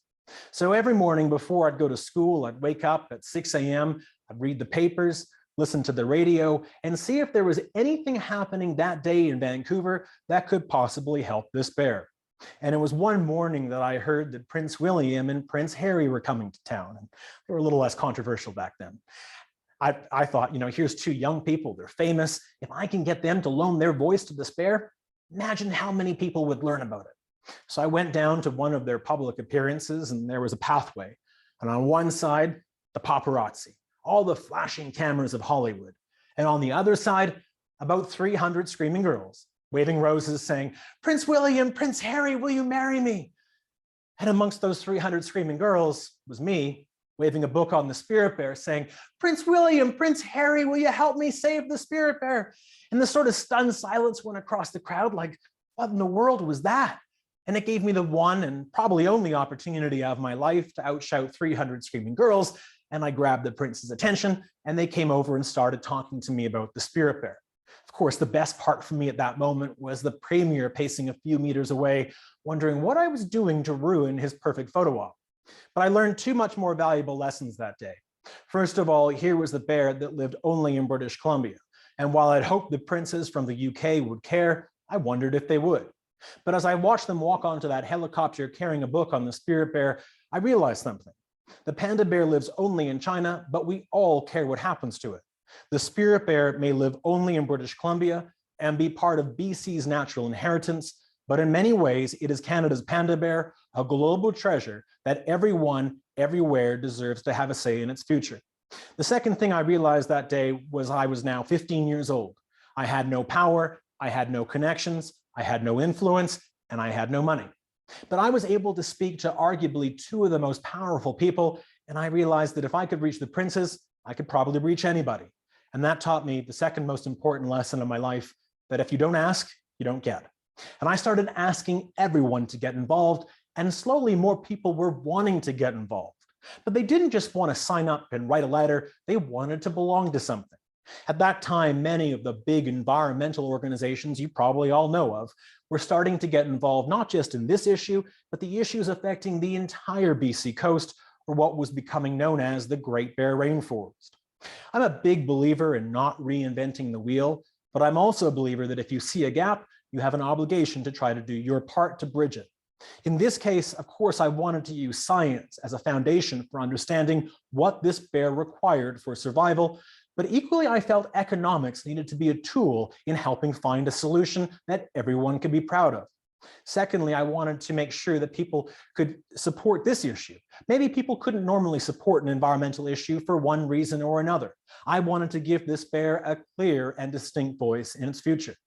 But most importantly, as a teenager, I wanted to make sure my fellow peers, other young people could have a seat at that decision-making table. After all, too often decisions are made that will affect future generations without their input. So with those ideas in mind, one afternoon over hamburgers and chocolate cake in my parents' basement, we created the Spirit Bear Youth Coalition, myself and a few friends. And it was naivety at its very best. It was an immensely flawed organization. We were teenagers, but the idea was to create a fully volunteer-run organization that we hoped would unite a few hundred students in Vancouver. And amazingly, over the years, it grew into a global network of more than 6 million in 87 countries. but all rooted in the idea of trying to promote a different way of tackling a hard environmental issue. But of course, as I say, every issue, everything in life, frankly, is 99% hard work and about 1% good luck. And the hard work was difficult. Not only were we trying to show the world that this bear existed, but as I said, we were trying to do it in a different way. But coming from a 15, 16, 17-year-old, it wasn't always that well received in British Columbia by any side of the debate. And we caught flack from every side. But at the same time, I made another mistake, publishing my parents' home phone number in the Vancouver Sun. We got crank calls at all hours of the day, and I even got death threats, which was hard, but not as hard as bullying. As probably you can all think back to your time in school, that when you try to do something different, it doesn't always make you popular, and I can assure you, I was not the most popular kid in my class. It wasn't that my friends didn't agree with what I was trying to do, but they didn't know how to accept me. And when I stopped going to the movie on a Friday night or to the mall on the weekend, I started losing my friends because I thought I was weird. And I'd be bullied from the moment I'd get on the school bus in the morning to the moment I'd get off. I'd get called every name in the book and often have to eat my lunch in a washroom stall to get a few minutes of peace in the day. And then I'd come home and deal with the politics of this issue, which some days was even harder. But every morning when that alarm would go off at 6 a.m., I'd remember that 500 kilometers north of my home in Vancouver was a bear that had no idea what world it would wake up to in the spring. And it wasn't that I was the best equipped or the smartest person to lead this campaign, far from it, but I was one of the most passionate. And I learned early on that passion is the fuel that drives change, as we saw from Taylor's presentation, I might add. And for me, I knew that if I wanted to grow up in a world where this bear existed, I had to continue trying to do my part for whatever it was worth. And I did, and I finally had that 1% good luck. As you heard earlier, it was in the form of Time magazine. They had selected me as one of their 60 heroes for the planet, one of only 6 young people selected from around the world. Now, don't get me wrong. I'm not a hero. I never was, and I know that. There are far many others who were far more deserving of that honor. And I know the reason that I received that honor was because of my age. And it taught me something very valuable, that when we are young, we have a very small window of opportunity to have a bully pulpit of which is unparalleled. People will listen to young people. For everyone who doesn't listen to us, so many more will. And what Time magazine did was give me credibility and a platform to talk about the spirit bear to global audiences. And soon we were getting the support from all corners of the world, and letters were pouring into the Premier's office in Victoria. And finally, the Premier read one of those letters, called up, and decided to do something. They sat down with the environmental organizations, the Indigenous communities, the forest companies, and stakeholders from all across the coast and the province in a hotel room in downtown Vancouver. It's how I spent my grade 12 year of school. It wasn't ideal, but I learned very quickly that the people who are supposed to be your enemies are not. And in fact, everybody has the same good intent. We all want to protect nature. We all want a healthy environment. We all want a robust economy. We all want prosperity for those who live in our communities. Finding the how, of course, is the challenge. But through our conversations, we began to create a plan. The first one was announced on April 4th, 2001. It was considered historic, the first consensus land use agreement of its kind. But there was more work to be done. The next 10 years were immensely hard. We were trying to find ways to show the public the bear was still not saved, that it still needed saving. We needed to come up with that economic solution. We proposed ideas like making the spirit bear the mascot for the 2010 Winter Olympic Games in the hopes that it would springboard the tourism industry on the BC coast. Embarrassingly, CTV decided to make, as you heard, a movie on my life, which, quick myth dispelling here, if any of you have had the unfortunate pleasure of seeing Spirit Bear, the Simon Jackson story, I want to assure you almost everything in that movie didn't happen. I didn't single-handedly save the Spirit Bear in front of my school, have Time magazine unfurl behind me, and at that moment get the girl who happened to be the daughter of the forestry executive. Like, obviously CTV, you would do that. But I learned what based on a true story really meant. But it also created some problematic politics. People started thinking that it was my idea for this movie to happen, that it would be about me. It wasn't. I had no choice in it. something you learn when your life gets splashed around in the papers. But it also showed me the power of story. We tried to make a major Hollywood animated movie with the same team that made The Lion King in the hopes that we could turn that Hollywood engine into a revenue generator that could invest in the economic potential of those who live on the coast in places where government and businesses can't take the risk. It was an idea that we thought would be great, but remember when I said the Youth Coalition was a flawed beast? This is where it came back to haunt us. Being a fully volunteer-run organization meant we didn't have the resources to build the relationships, spend the time in the communities meeting people. That led to rumor and innuendo, and soon good ideas started falling apart. But I learned something along the way, and that's that nothing is ever as bad as it seems in the moment, and with patience, amazing things can happen. And one of those amazing things that did happen from a very big mistake along a very long process was that other people had other ideas and were interested and felt ownership of this bear by now.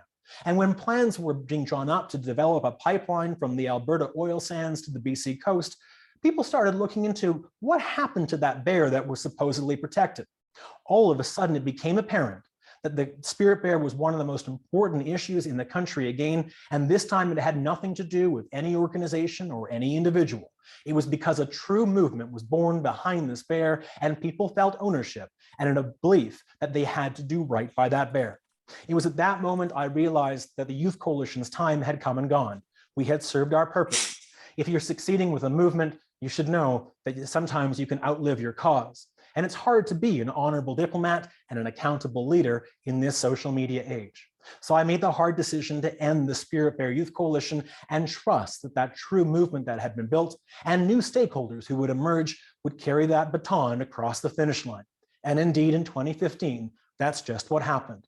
The Spirit Bear's entire last intact habitat was set aside from development, ensuring a safety net for this bear's gene pool for many years to come, while also helping ensure other issues were addressed up and down the BC coast.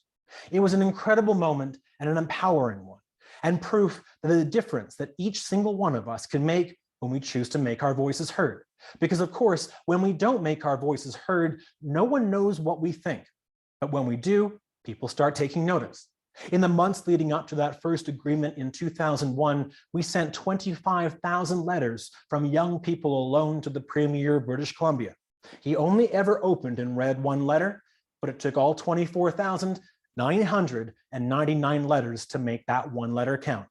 And that's the power of one. The difference that each one of us can make for that one thing that we're passionate about, through that one thing that we're good at in this life, when we choose to combine our passions and skills to be that better citizen, to be that better steward. As I said, I made many mistakes along in the Spirit Bear campaign, but I also was realizing and looking back on the campaign that we weren't always learning the most important lesson from it, which is that too often in our society today, in a rush for that great Canadian vaunted compromise, we're creating lose-lose scenarios, not win-wins. We need to find that subtle difference between compromise and balance, that place where we can take the time to understand and really listen to what different parties need, to what each other's bottom lines are, so we can separate needs from wants and use innovation to get us to a place that is truly a win-win. And that's what I'm most proud of the Spirit Bear, that ultimately in protecting it, it had the support of more than 90% of British Columbians, something that seems almost unfathomable in today's divisive age. And yet it wasn't that long ago. It's still possible to come together on an idea as uniting as nature can be when we do it in the right way. So how do we take that lesson forward? Well, for me, it's education. I spent a long time trying to understand what happened with the Spirit Bear and what's happening in our society broadly. I've had an opportunity to talk to hundreds of people from across this country and around the world to get their perspectives. And together with Jill Cooper, a former educator, we're building Nature Labs, a virtual high school textbook that we hope can provide teachers with the new cutting-edge resources that help them meet existing curricula guidelines, while at the same time trying to find ways to allow students to use nature as a real-world example of class lessons, so that we can link the story of two bears, two unlikely bears in an ecosystem in British Columbia, Mount Robson Provincial Park, as a metaphor for our relationship with nature, the fragility and the resiliency of it. and link out to those stories of hundreds of Canadians and what they're doing, including Gail Whalen with the Invasive Species Council, and so many others, from former prime ministers to top chefs. And when this is released this coming fall, we hope it's an opportunity to spring forward nature literacy. But most importantly, so we can help a new generation not become activists, but to find ways to channel their passion and their skill set into being that better steward in all that they do today and every day for the rest of their lives. Because ultimately, I think the biggest challenges we face are not the biodiversity crisis. It's not invasive species or war or poverty or famine. It's not trying. But as each single one of you are proving that when we try, anything we dream is possible and our missions are most certainly winnable. I think trying is our most important endeavor and our greatest tool for a better tomorrow. But on days like today, it can seem hard. It can seem impossible. And sometimes it seems impossible to measure the change, the impact that we can have at that individual level. But of course, as you all know, but I hope I can help remind you of, that change is never assessed at that individual level, but always when we take a step back and realize it's the sum total of all our acts that'll be written the history of our generation. And because you are trying and will continue to try, I truly believe it will be our generation that can write a better history for our world, one free of invasive species, one that safeguards our biodiversity, one that creates a better balance between the needs of people and nature. And in the doing, I believe we can prove to the world that anything and everything is possible. Thank you so much for joining today.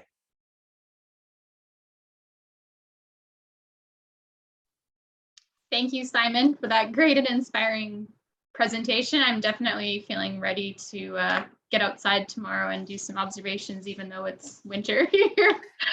So now we have some time for questions. So I just welcome you. If you have a question, you're welcome to pop it into the chat, or I invite you to raise your hand and then I can call on you and you're welcome to unmute and ask Simon your question.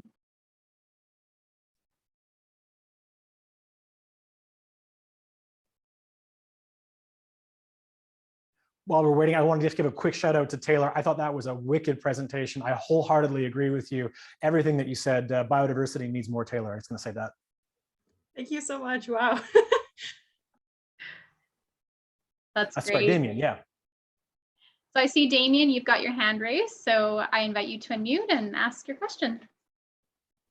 Yeah, thanks so much. That was a great presentation. Very true words just about how much change that a single person can do. Something that I guess in trying to overcome getting people to take action, I feel like time is a huge barrier in how much people can invest. Like people have jobs, people have academics, and there's a lot of things that they're balancing in their life. So something happening in the periphery, for instance, spirit bearer, less charismatic than megafauna, invasive plant species. How do you get them in that little slice of their life that they do have time available to dedicate this? How do you make them care? It's a great question, and it's a multifaceted answer, so forgive me for a bit of a long answer here. I think the first thing is Taylor had it right. It's storytelling. We need good storytelling that can connect issues and make them relatable and relevant to the individual. I don't think that 6 million people really cared passionately about the spirit bear like I did. I think what they did do was realize it was important and discovered how easy it was to make their voice heard. I think the reason they got involved was we were able to tell a compelling story that showed quickly why this bear mattered to them, but more importantly, we showed them that the spirit bear was a springboard for finding their own voice, that if they could succeed with this issue, they could find the tools that they could use for that issue that they cared about in their backyards. The second thing is I think we've got to be strategic. I think we've got to understand what issues are going to capture the attention and what issues we can use as umbrellas to lift up and with the tide all the boats. And I think especially with invasives, which is probably one of the most important issues facing our world today, that so few people actually know and understand. And so we need to find a way to how we can couple invasives into other stories that will bring it more into the forefront. The third thing is I think it's about making stories accessible, using language and that is not going to divide. And I think this is really, really important right now. I don't think we realize, especially in our fractured media landscape, how divisive language can be. And we have to work extra hard to make sure the words we're using are the words that are going to unite people behind a common cause. And I think the best thing that Invasives has going for it is that it's a depolitical or non-partisan issue. I think it's one of the best ways to get people to care about nature because it's so easy and so depoliticized. So I think that's really, really a huge advantage things like Invasives has. But I think the question in terms of time is a really interesting one. And I think that is something that I've learned through this and something we learned through the Youth Coalition was the best, because it was a volunteer-run group, we couldn't pay anybody anything. That was hard. The best thing we had was finding ways to help people advance their career objectives and use that work experience as a tool to help the Spirit Bear.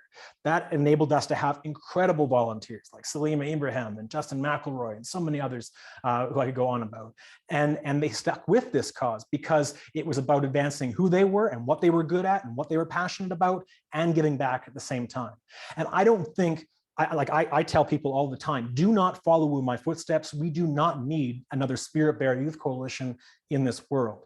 I think what we do need, though, are people to realize what they love and what they're good at and what their dream is. What do they want to be in this world? What do they want their legacy to be? And then show them through nature literacy what nature is, why it's relevant, why it matters, how each one of us impact our natural systems for better or for worse every single day. And when we choose to make it for the better, we can find ways to be good stewards, not by finding more time outside of our work streams, but finding ways within our career paths, frankly, within the things that we love. Maybe your passion is photography, maybe it's sports, maybe it's cooking. We've interviewed incredible athletes and cooks who are great stewards through that stream. And I think that's what's so, it's such an important opportunity for stewardship, is helping people be good stewards in their daily lives, in the world that they live in, with the tools and passions and skills that each one of them have. And I think that's how you create sustainable stewardship. I think it's how you create mass change. And I think that if you can combine those good stories that connect relevant issues to the obscure issues, to the individual, then you've got the recipe that's going to create important change that we need to see on Invasives, as Gail Whalen taught me. Thank you so much. That was very concise. Thanks. I thought it was, sorry for the long-winded answer. Simon, I'm just looking at the chat and there's some comments. You mentioned Justin McElroy. Is that the same Justin as the CBC reporter? CBC is Justin McElroy, the one and only, Awesome. the ranker of everything. Got your answer. Are there any other questions? I do have one, but oh yeah, Taylor, go ahead. Yeah, great presentation, I wanted to say. In regards to legacy, which is a huge thing when a species is talked about and is also like told to a government to, what do you think the legacy of that will be, especially for other things too, and how that might relate like with old growth forests and many other things? Do you have an idea? I think it's a great question. And if you want my honest answer, I don't know if the legacy will be true. And that's sort of what I sort of alluded to. And it's a longer answer. I'm happy to get into it offline if you'd like. But I mean, I think certainly in protecting the Spirit Bear, there was a couple of things. First and foremost, for us, and you talked about subspecies earlier, it's obviously near and dear to my heart. And obviously in protecting the subspecies and protecting this gene pool, it was important to make sure we had a margin for error, to make sure that we didn't run the risk of bringing in bears that didn't carry that unique gene and diluting the gene pool. So that was, as a result, we are already protecting more habitat, which protects more species, marbled murrelets, genetically unique stocks of salmon, old growth forest, you name it. All that's important, not to even get into the cultural stuff, which is as important. The Spirit Bear, depending on who you talk to, was the Great Bear of the Great Bear Rainforest. I don't think that everybody who was championing the Great Bear Rainforest, I'm going to get myself in a bit of trouble here, was necessarily looking out for the Great Bear, which became a bit of an issue of politics towards the end. So I think the Spirit Bear was always used as that charismatic megafauna, that symbol that could help rise the tides of a lot of boats. but however, it wasn't always forefront on a lot of people's agendas, which almost meant that it didn't get saved, and that would have been a problem. So I think it was used sometimes for the better, sometimes for the worse. But I think the bigger issue here is that a lot of people look to the coast and see it as a great success story, and it is. But we succeeded in many ways in spite of ourselves. It could have been better, it should have been better. We should never spend too long patting ourselves on the back. We should always look critically at what we've done and how we can do better going forward. And I'm not totally convinced that's happening. I don't blame stakeholders for that. I blame society, because we are the society that doesn't like to fund core infrastructure. We're the society that likes the big headlines and the fancy stats. And as long as we're stuck on that, it's hard for us to really be critical and allow other people to be critical. I think as a society, we need to allow people to be critical of what they've done and to have those real hard conversations, those honest conversations, so we can learn about what worked, what didn't work, and how that blueprint can be carried forward or not carried forward, how it can be improved upon. When we talk about, the Fraser Basin, or we talk about the boreal, or we talk about any other number of issues, including invasives. So I think it's done a lot. And sometimes it did it for the better, and sometimes it didn't. Certainly, if you told me that on this day today, when I first started, that everyone would know the name Spirit Bear, that we'd have protected areas, it would be on license plates, I thought you'd be crazy, because at that time I was being labeled the enemy of BC in the Vancouver province. But I think a lot has changed, and that's been for the better. But I don't know if we're still having real, honest, hard conversations. And I think as a society, we need to help everybody get over our fear of the answers we don't want to hear, ask the better questions, dig deeper, understand the different perspectives, realize nothing is going to be simple, and then take the time to move from compromise to balance. That's a lesson I don't think we've learned, and I wish we would. Thank you, Simon. I couldn't agree with you more. Thanks, Taylor, for your question, and thanks for everyone for your great questions today. We're all out of time for questions. So Simon, on behalf of the ISCBC, I just want to give you a big giant thank you for taking the time to connect with us today. Your presentation was extremely inspiring, and just enjoy the rest of your weekend. Well, I appreciate it. And I just want to say one more time, I'm deeply grateful for the work that you do. Gail Whalen was incredibly generous with her time in helping Nature Labs and all of the students we hope to work with understand the issues of invasives. I know the important work you do. I know it's often thankless, but I thank you from the bottom of my heart for all that you do. If we can ever help and support each other, always feel free to reach out to me. You can find me through naturelabs.ca. I wish you best of luck in all that you do, but know you're making a difference, know people are watching, and know, at least for me, I'm very grateful for all that you do. Thank you for including me, and thanks again, and good luck with all your work. Thank you, Simon. Thank you, Simon. I'll now pass things over to Camille for our next presenter. Thanks, Caitlin. Next up, I am pleased to introduce our Summit Community Impact speakers, Claire McLaughlin and Katie Forsyth, the founders of Friendly Composting.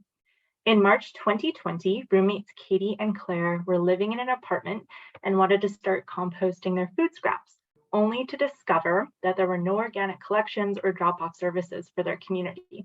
They identified a gap where a sustainable initiative was required, and Friendly Composting was born. After hand cleaning hundreds of repurposed bins, they voluntold friends and family to start collecting their food scraps and have figured it out together every day since. Friendly Composting now collects organic waste for nearly 700 homes and 20 local businesses, while offering local delivery from nearly 25 farmers and food producers, furthering their impact by encouraging composters to eat local and sustainably sourced food. Please welcome Claire and Katie. Hello. Hello, everybody. Okay, the audience view. Yeah, this one, yeah. Thanks for having us here today, and thanks for the great presentation, Simon. Glad we tuned in for it. Okay, can everybody see our screen? Thumbs up. Okay, awesome. Here. Okay, perfect. Hi, everybody. I'm Katie Forsyth, and this is Claire McLaughlin, and we are the co-founders of Friendly Composting Incorporated. We just wanted to start first by giving a land acknowledgement. So we are located up in Kamloops, BC, and we're presenting on traditional and unceded Kamloops to Secwépemc land. And this is something that we respect and acknowledge. So what is Friendly Composting? We, like Camille said, founded in March of 2020. We take a lot of pride in being a women-founded and led home service in Kamloops, British Columbia. We offer weekly and residential commercial compost collection, as well as local food delivery. And then in the spring and summer, we also deliver and distribute our nutrient-rich soil.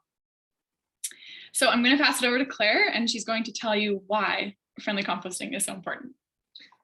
Okay, so when we first started the company, we were trying to figure out how to basically decrease our carbon footprint on a personal or individual level. And so we ended up learning more about composting and wanted to take it on ourselves. Just individually, we discovered that composting is actually quite important. So food production accounts for 25% of global greenhouse gas emissions, and food waste specifically accounts for 6% of greenhouse gas emissions. So if these, basically what happens is when food waste is sent to the landfill, it produces methane gas. So methane gas is 25 times more efficient at trapping heat in the atmosphere than carbon dioxide. It has a little bit of a shorter life than carbon dioxide, but it is much more effective. Methane is the same thing when everyone's talking about cow farts. And so when food waste goes to the landfill, go to the next slide here. When food waste or organic waste or compostables go to the landfill, they don't have access to air. So when there is no access to air, they're not able to break down and process properly. And that's when the methane gas is released. And that can be released into the air, or it can seep into the soil and create issues for groundwater, et cetera.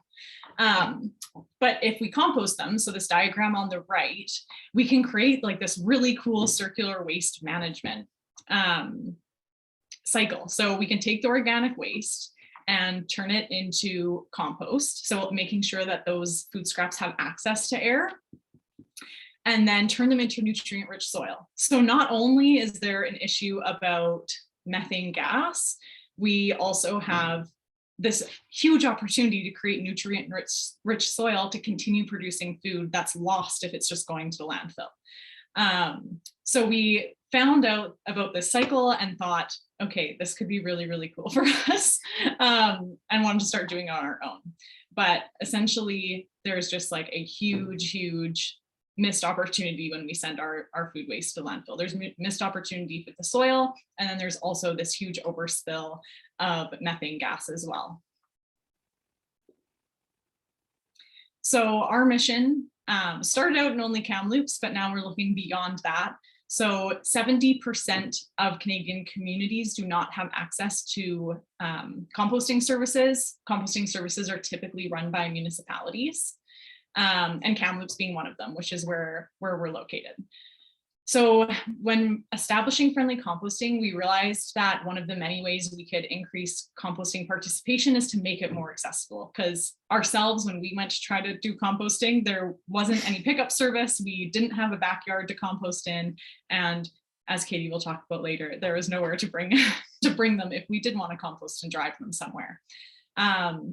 So we thought, let's take this convenience culture, which is typically associated with harming the environment, and make it work with the environment instead of against it. So let's make composting more accessible and more convenient and get more people doing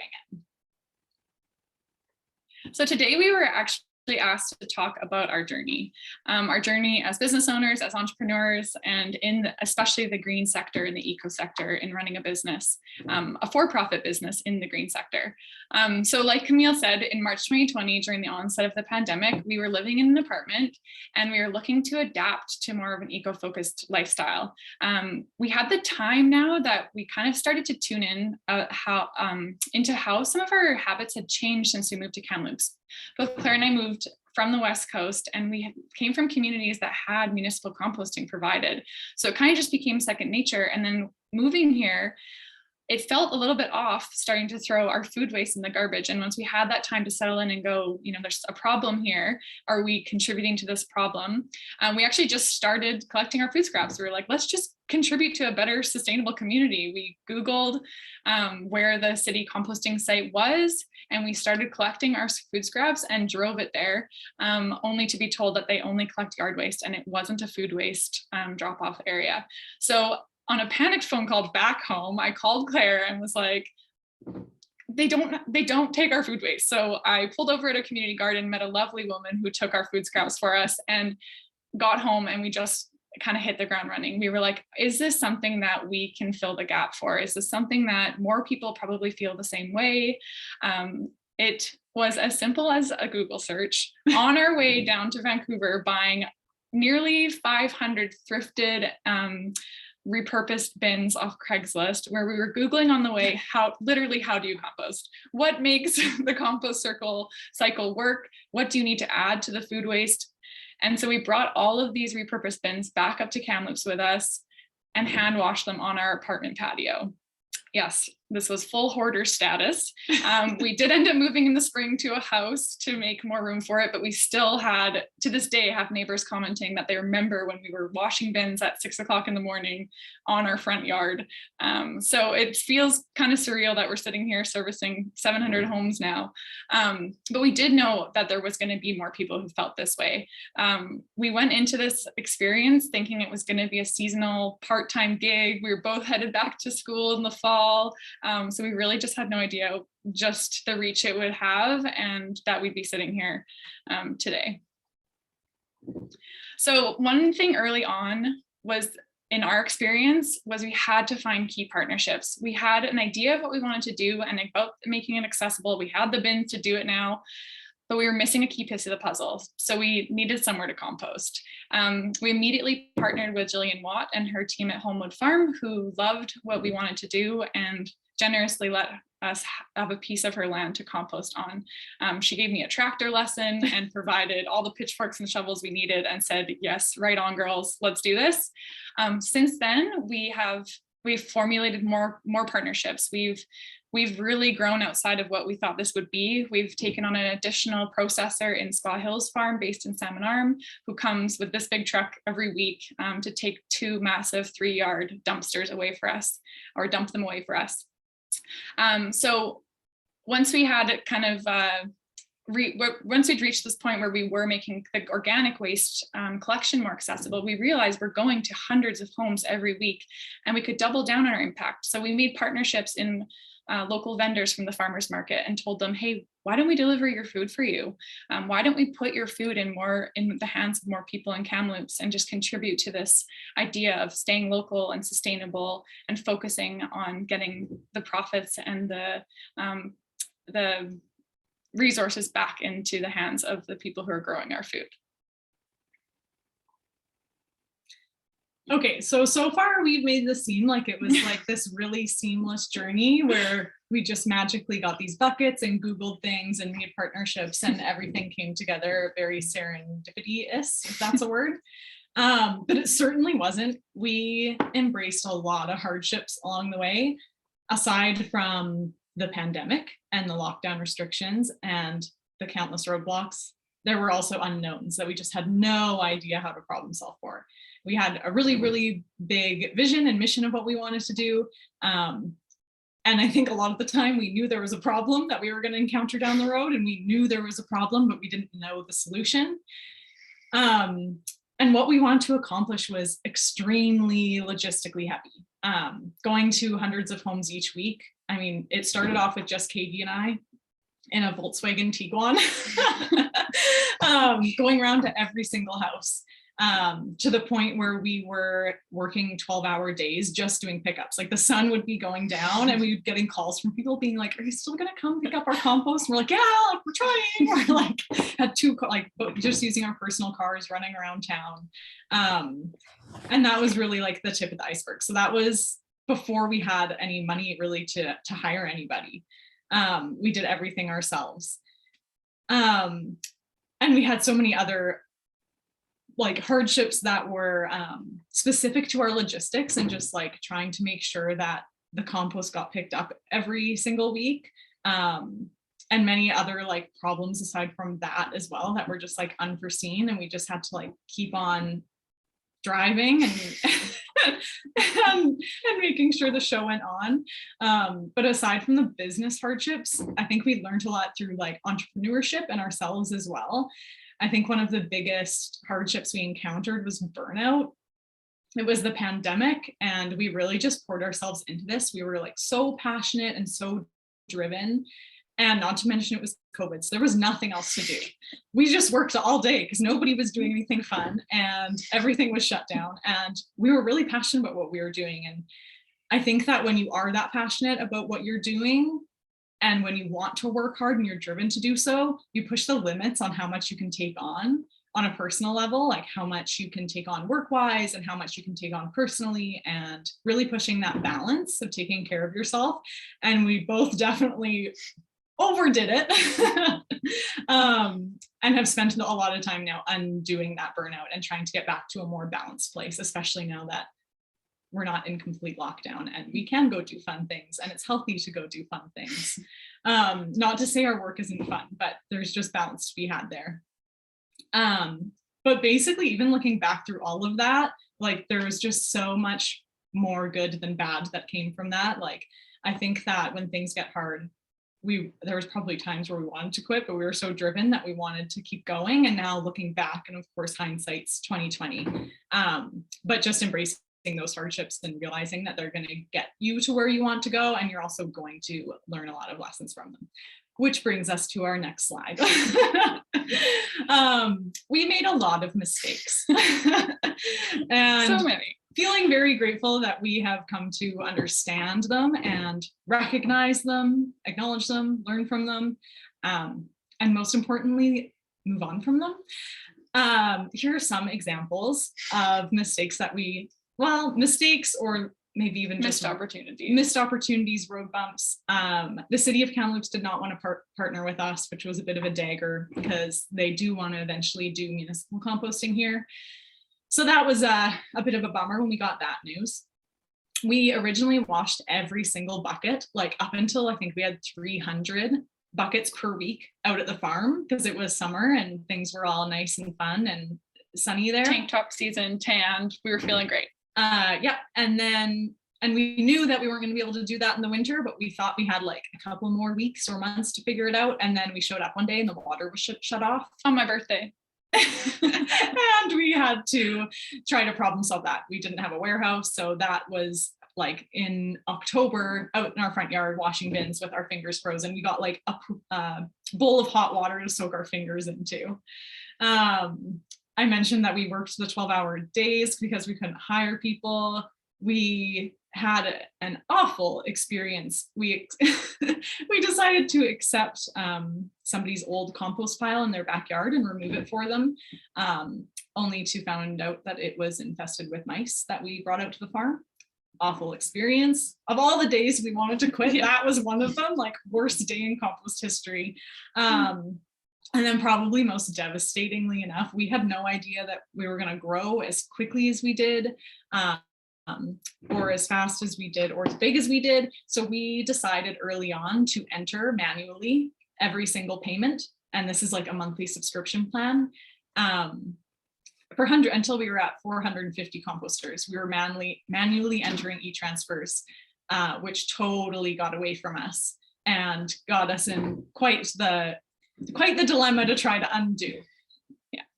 So yeah, from all of that, I mean, we've just really learned a lot and can laugh at all of those mistakes, which is awesome, and grown a lot as individuals, business partners, and business owners. So yeah, the key, I think, definitely looking back, is that we just had more momentum than problems, and choosing to view it that way. One thing that was super important, I guess, sorry, keep going on this point. But I was going to say about the momentum is just like keeping the goal front of mind and the vision and what we had going for us, and not only momentum, but just a purpose. Yeah. And I think that segues really well into the next slide here, because despite all of the setbacks and challenges, we had a lot of wins. Like, we had more momentum than problems, and we were looking at that bigger goal, trying to get there. Within the first I don't even know, 4 months of operating. We won Best Home Service in Kamloops. We also were recognized in BC 30 under 30. We've done student entrepreneur competitions through Enactus and GSEA. We were a finalist for Kamloops Emerging Business of the Year, and we won the Global Innovation Challenge with the Social Enterprise World Forum. So it's really, and it honestly was and is really, really easy to overlook these wins because we're so focused on our goal and that mission, which is so awesome because that's what's getting us to where we were. But we really have had to like slow down and pause and embrace these wins and soak them in.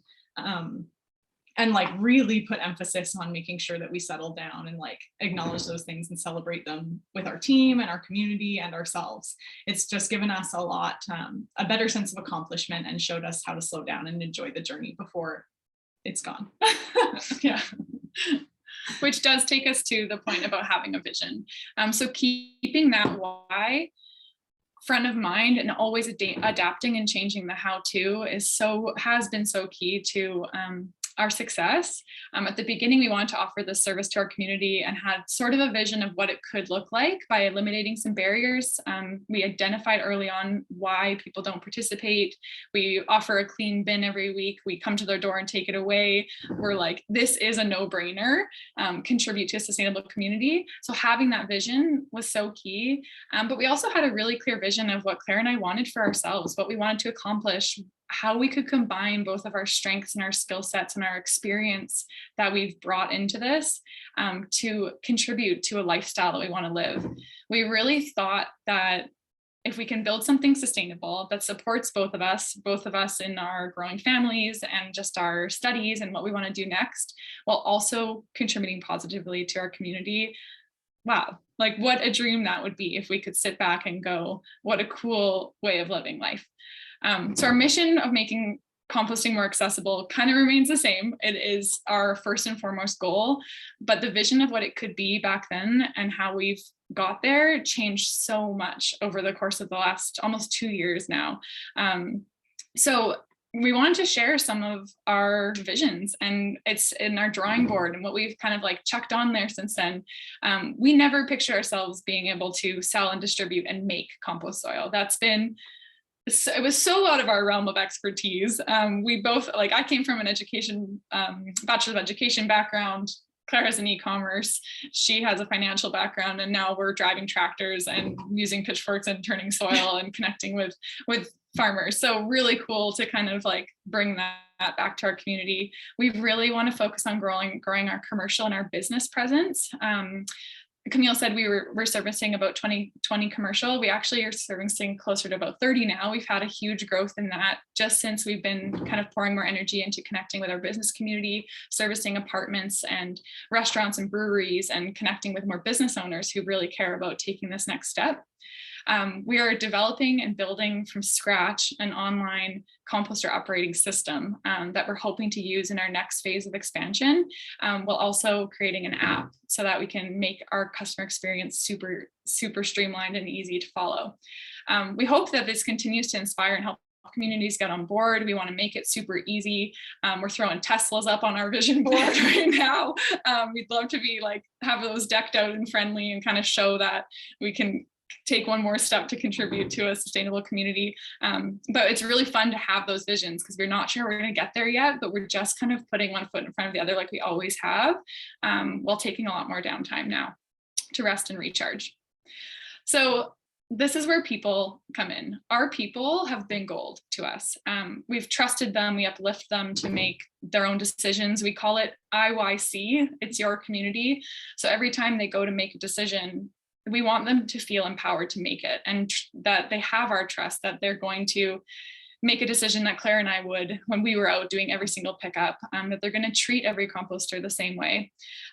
So as our new roles have grown, we've had to let go of that control and adapt to our new roles as business owners, and then that's the only reason we've been able to grow. So we're now sitting with 14 on our team, plus many countless volunteers and mentors and all of our suppliers and our composters and our online community that have been part of all of it. So we've just kind of continued to surround ourselves with people who know more than us, who have more experience than us, who believe in our mission, who work really hard and are just genuinely good humans. So our journey would have looked a lot different if we'd not surrounded ourselves by the team and the community that we've built. And just beyond that, in the community, like, we're very fortunate that composters are typically people who believe in the greater good beyond themselves. And it's been really, really lovely being part of this community and has allowed us to give back to our community on a regular basis. So as often as we can, we look and try to find ways to support local initiatives like the Kamloops Food Bank, the Mustard Seed, Heart and Stroke, and more. Speaking of wins, to date, we've collected 2,000 pounds of non-perishable food for the food bank. It says here to pause for applause, but air snaps are also acceptable. So from the beginning, we've just said yes to as many networking events as we can, as many opportunities to connect with our community and connect with people in the green sector and very like-minded business owners or just vendors or people who just want to be a part of what we're doing. One thing that's been super important is that Claire and I were friends first.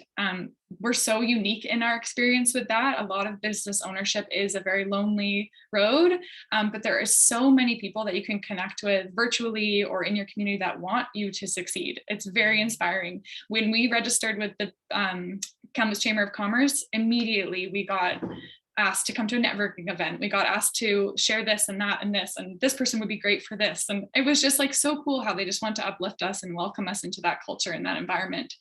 So at the end of the day, we just want to continue lifting each other up and be able to lean on each other for support and be able to now offer our mistakes and our lessons and our learnings and like everything to anyone who just like wants to go and has a vision for the type of life that they want to live. So don't be afraid to make new friends along the way. These are some of our core managers pictured here. This is our remake of the Friends couch photo, if anyone's getting the reference there. But it's just very important to lean on the people who are going to uplift you and surround yourself by those types of people. Thank you so much for listening. Yeah, any thoughts or questions or comments are welcome. Thank you so much, Katie and Claire. That was so interesting. It's so neat to see that you're kind of creating this material to grow goodness in the community, but also using yourselves to grow goodness. And I think that's really amazing. We have some time for some questions, so feel free to unmute yourself or pop your question in the chat and I can ask Katie and Claire on behalf. Thank you.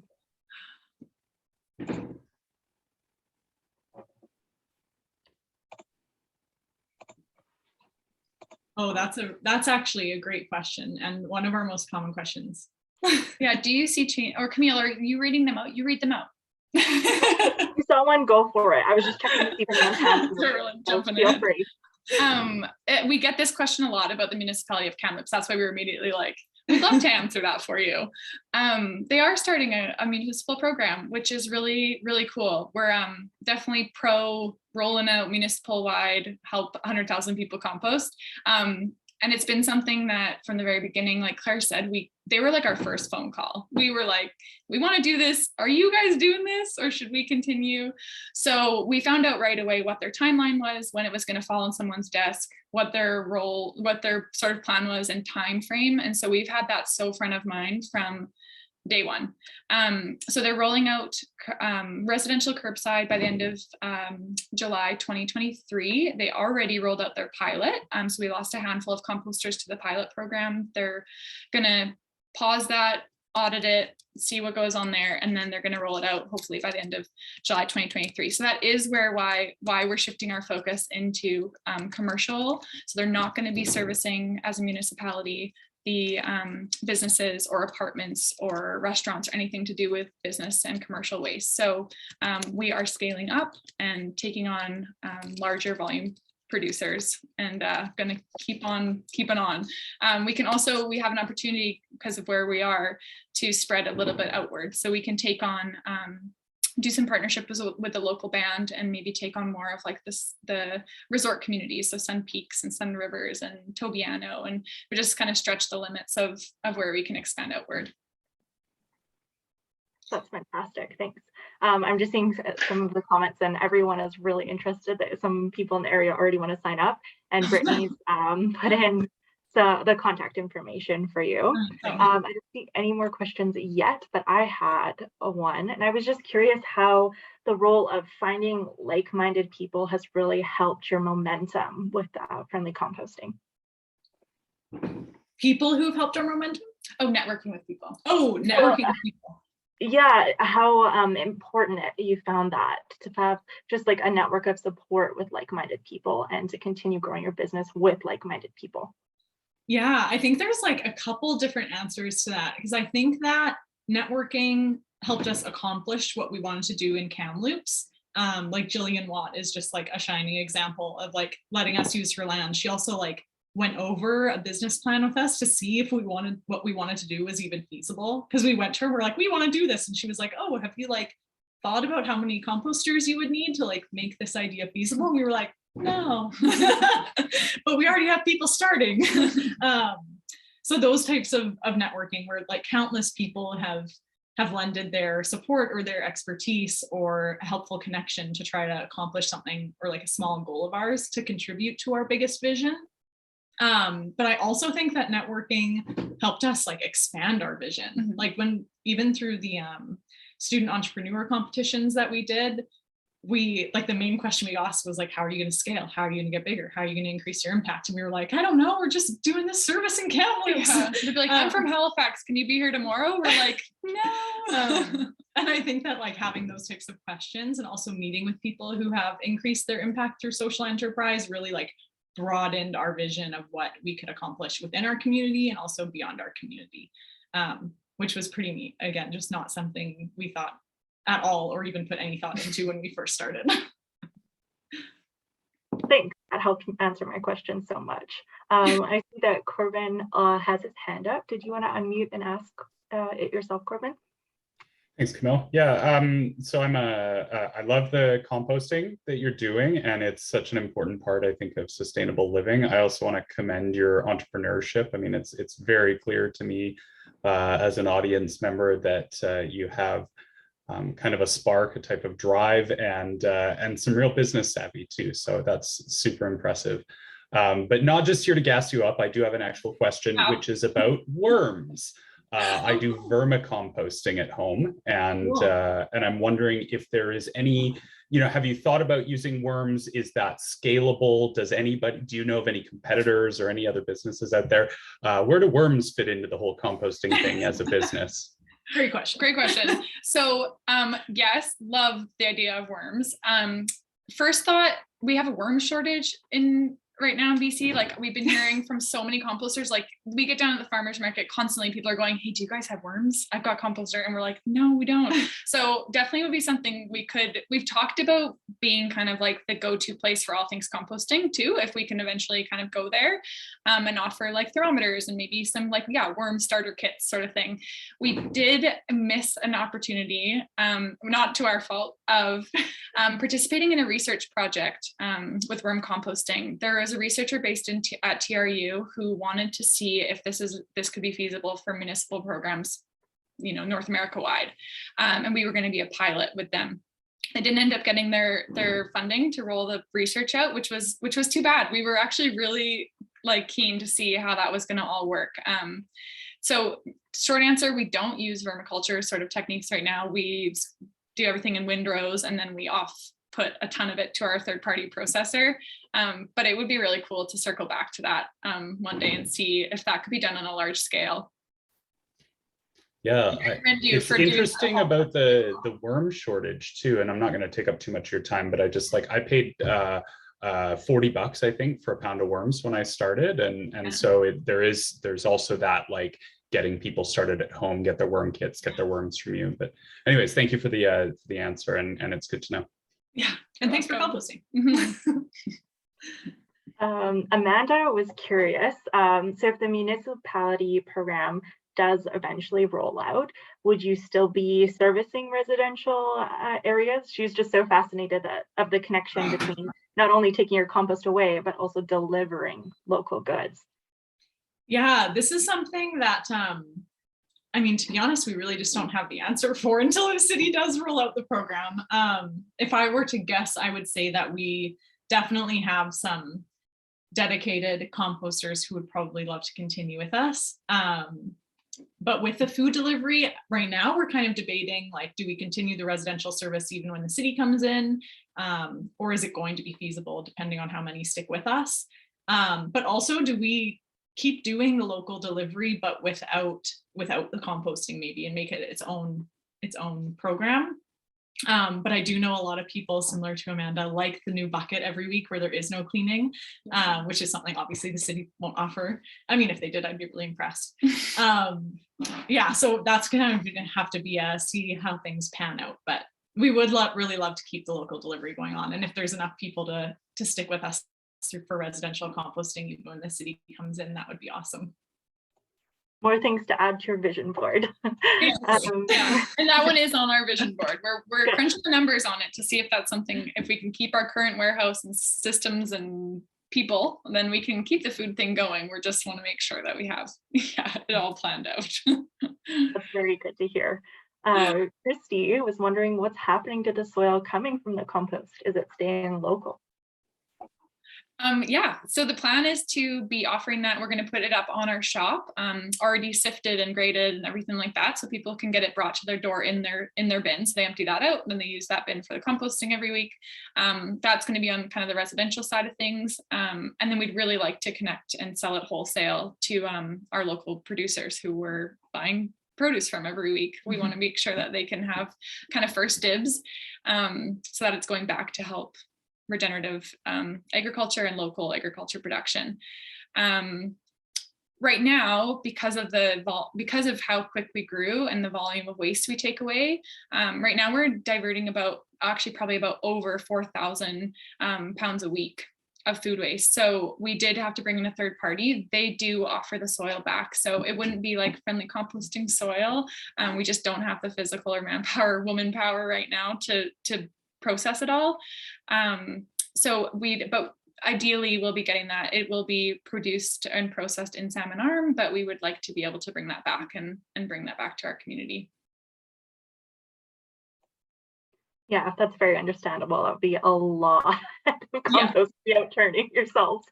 Yeah. We do have a big pile right now, so we're going to start with that, and we're going to get it tested in the spring and see how that all is. But yeah, it's just grown so fast.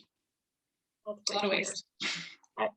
Thank you for being so candid and sharing your experiences. I think that's all the time we have for questions, but again, I invite you to look up Friendly Composting and connect with them, whether you're in the area or socially.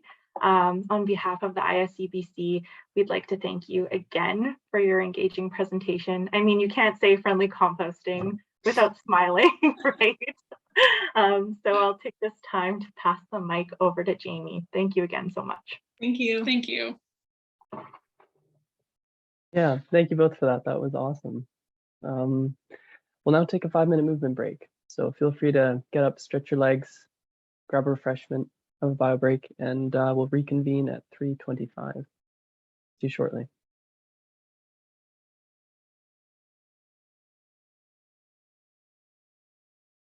Welcome back, everyone, and I hope you are all ready for an inspiring workshop. I'm pleased to introduce our workshop presenter, Dr. Lynn Baldwin. Lynn's research includes the scholarships of discovery in plant ecology, teaching and learning, and integration. As a plant ecologist, her research has investigated applied questions around plants and their conservation, especially for those plants living on spatial or temporal margins, and how using tools from outside science, including place-based learning and the arts, can help students learn biology. In 2018, she received the Desire to Learn Innovation Award in Teaching and Learning for her use of drawing and creative writing to help botany students engage in deep and meaningful learning. In addition to this, she helps monitor the abundance of pollinator guilds within the South Thompson region by utilizing citizen science. Lynn also uses the art and science of natural history to restory and reconcile home. Working from the belief that restoring the world must include our own restoring within it, she uses illustrated field journals to help her reimagine her relationship with home, community, place, and dwelling. She shares the stories that she finds expressed in both image and text in art galleries, science museums, and within the pages of journals such as The Goose, Terrain.org, Camus, and the Journal of Natural History, Education, and Experience. Please welcome Lynn Baldwin. Thanks, Craig. Thank you so much for that very kind introduction. I am thrilled to be here with all of you. And I am especially thrilled to be following Katie and Claire. There is nothing more fundamental in thinking about connecting than compost. And so you'll see that part of what I want to talk about with field journaling links directly to that. So when I joined, I thought that was perfect. Before I go any further though, I really need to pause for a moment and express my deep gratitude to the traditional territories of the Syilx and the Kootenai people whose traditional territories helped raise me, as well as to the Secwepemc people whose traditional territory has both given my family a home and helped raise my daughter.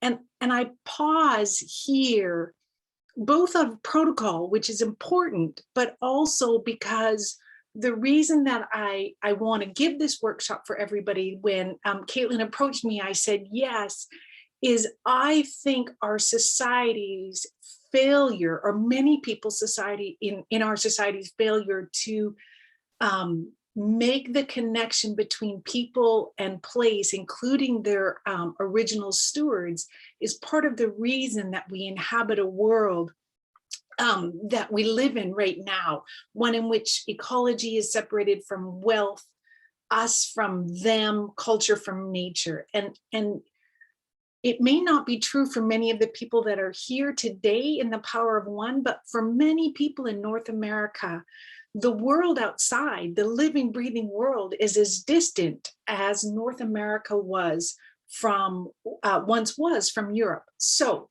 with that little tiny teaser, what I'm going to do is stop and say, I'm going to continue for, I think maybe 5 more minutes, kind of giving the framework for why somebody like me, who was trained as, you know, basically how to count plants. That's what my PhD is in. Why someone like me has now branched out into all this craziness that thankfully I get to do as part of my job. I want to give you a little bit of background on that, but not too much, because most importantly, what I want you to finish this hour with me feeling a little more confident that you have the tools to start developing the connection between you and the place that you call home, whether that be temporarily or you've been in place for many, many years and will continue to do so.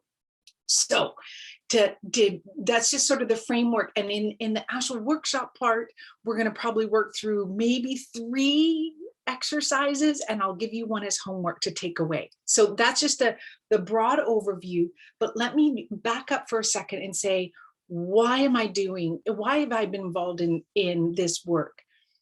In 1993, a really rather amazing lepidopterist, a guy who studied butterflies, and he's also an amazing writer named Robert Michael Pyle, published a book in which he argued that one of the most dangerous extinctions of all was not the loss of individual species, although each one we would mourn, but the most dangerous extinction of all was our growing society extinction of experience with the natural world.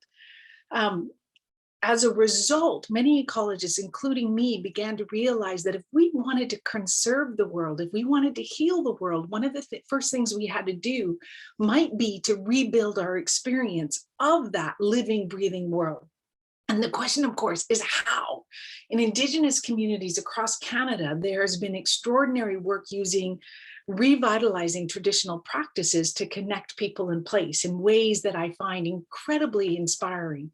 But for someone like me, a descendant of settlers, I began to wonder what practice within my tradition could help connect people in place. As an embodied creative practice, the field journals or nature journalings have deep roots, both in science and in the art of Europeans coming to North America. And this is the thing that I found most particularly interesting, is that the historians tell us that these field journals, these on-the-spot records that naturalists of all sorts were making, they were an important tool in the European project to name and claim North America. But whenever different cultures come into contact, different ways of knowing come into contact, the exchange is never one-sided. The colonizers might think it is, but it rarely actually is. Instead, when art historians and geographers go back and they go back through those journal pages, what they realize is that the mix of science and art, text and images seem to be creating a space for these traveling Europeans to engage with really rather intense negotiations between their way of seeing the world and the lived reality of coming to know this place called North America. And many of the quotes that I found were things like the work they were doing, whether it was in a bound field journal or larger paintings or on the bow of a ship like Cook's, it seemed to represent the work of minds, and I'm going to quote, that were not fixed but mutable in the process of becoming. And I think nothing connects us more powerfully to the world than when we realize how many lessons we learn from paying attention to it. So the last thing I want to say before we transition to actually doing things is, because of this and because of my own field journaling practice, I've thought about what it is about field journaling or nature journaling as a practice that might be able to destabilize our understanding of the world as something out there and us in here. And I think there's three things.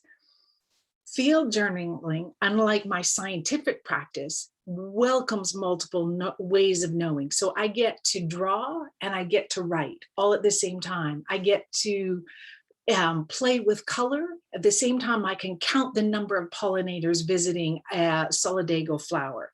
So the first important thing I think is that field journaling, just because of the tradition itself and the way that most people engage with it, it still seems to embrace multiple ways of knowing, something I think we could do more of in our general society. Second, I think it is by definition creative and place-based. And if we want to connect with place, what better, and creative practices of all sorts, whether it's music or drawing or singing, are known to do things in the world and often interact with how we see the world. We are changed through our creativity. And third, field journaling, most importantly for me, cultivates the close attention that it requires to turn the world outside, the living world, from a scenery backdrop that we drive past or we look out our window into a world that is inhabited by thousands, millions of lives, the worms in our composter, the microbes that are in symbiosis, in allegiance with the root of every single plant that is rooted in the world. When I open the pages of my field journal, rather than saying that the world is this backdrop, this set on which my life unfolds, I'm invited to engage with the world in all its astonishing, mind-blowing diversity. So those are the three attributes, and I am been suckered. And it's another whole story how I've given you the reason why I'm so committed to field journaling. It's another whole story about how I found my way to it. But one of the things that I've noticed is that if we want nature journaling or field journaling to reconnect us with the natural world, or to use it, for us to use it to help other people reconnect, it has to be more than one thing, than a thing that we do once or twice a year. It has to have the continuity, the regularity of a practice that becomes a habit. And one of the things that I learned early on, I don't even remember who taught me this, was that for any practice to actually develop, it needs reinforcement. I can think of all the practices in my life that are negatively reinforced, right? But I also know that some practices get reinforced through positive reinforcement. And one of the things that I know is when I first started field journaling, when I started to make a page that I thought was visually appealing, that was a positive reinforcement I couldn't help. I was a sucker for. So what I'm going to, and there are some things, there are some tricks that I want to lead you through quickly today that I think will start giving you way more bang for your buck than I would have imagined when I first started journaling. So the series of exercises we're going to do over the next little bit, they're really designed to engage your senses, to have you start paying attention.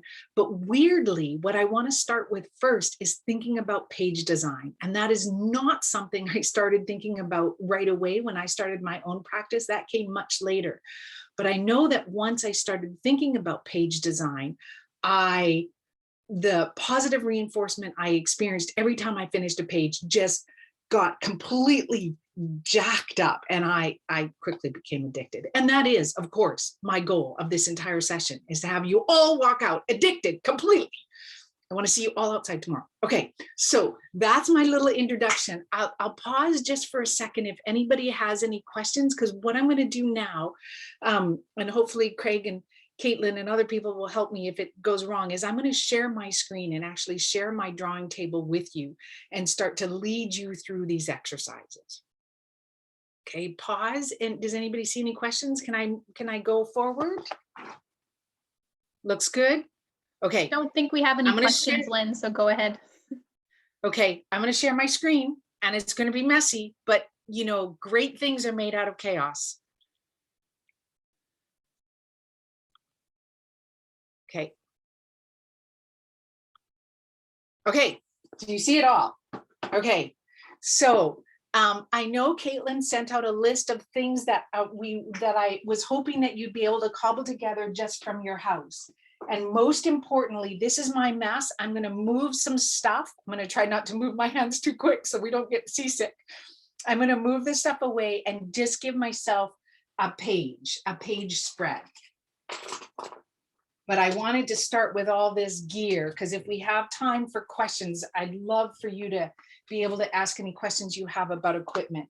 The bare necessities that I'd like you to have available is a pencil, obviously a page to work on, a pencil, a pen of some sort. And if you have the capacity, and if you don't worry about it, but if you have the capacity to put water on top of whatever marks you make, if you were able to find some sort of watercolor, it could be colored pencils, it could be little, this is a very inexpensive watercolor set. I have endless numbers of these, but those are basically the bare essentials of what we want. Okay, so that's, and I'm going to move these off the screen right now, because I started this page earlier today, and I believe that one of the things that field journals do that most text-only books don't is they work like coffee table books. They work to invite you to see the entire page spread at once. We don't, unlike textual books, we don't look just first at the left-hand side and then at the right side. Most often, if something is working well, we see both sides at once. So with that in mind, this is the part that it feels a little perverse for me to do, but I can't help myself. I want you to take whatever page you're working on. If you have a spiral bound journal that it feels too hard to work across what is called the gutter, just go ahead and work on one page. But what I want you to think about is that you're going to create an entire page. And then with that in mind, I want you to take a couple minutes and think about how you want to lay this out. So this is one possible layout. We're going to do 3 exercises, plus I want you to make space for a title. So this is very standard geometric. It can be much more chaotic than that. It doesn't matter. Don't worry about the sizes of the circles. If you have anything, they don't have to be as symmetrical. These are some templates I used when I was working with a grade school up north over Zoom like this. but it doesn't matter. But what I want, the first task you have to do, which doesn't count as one of our 3 exercises, the first task you have to do is take your page and make space for 1, 2, 3 things you're going to, 3 different types of marks you're going to put on the page, and space for a title. Okay, and I'm going to do that on my page in order to sort of estimate the amount of time. What tool are you going to use? It doesn't really matter, but I probably would start with my pencil first. Okay, so I have to think about how to do this too.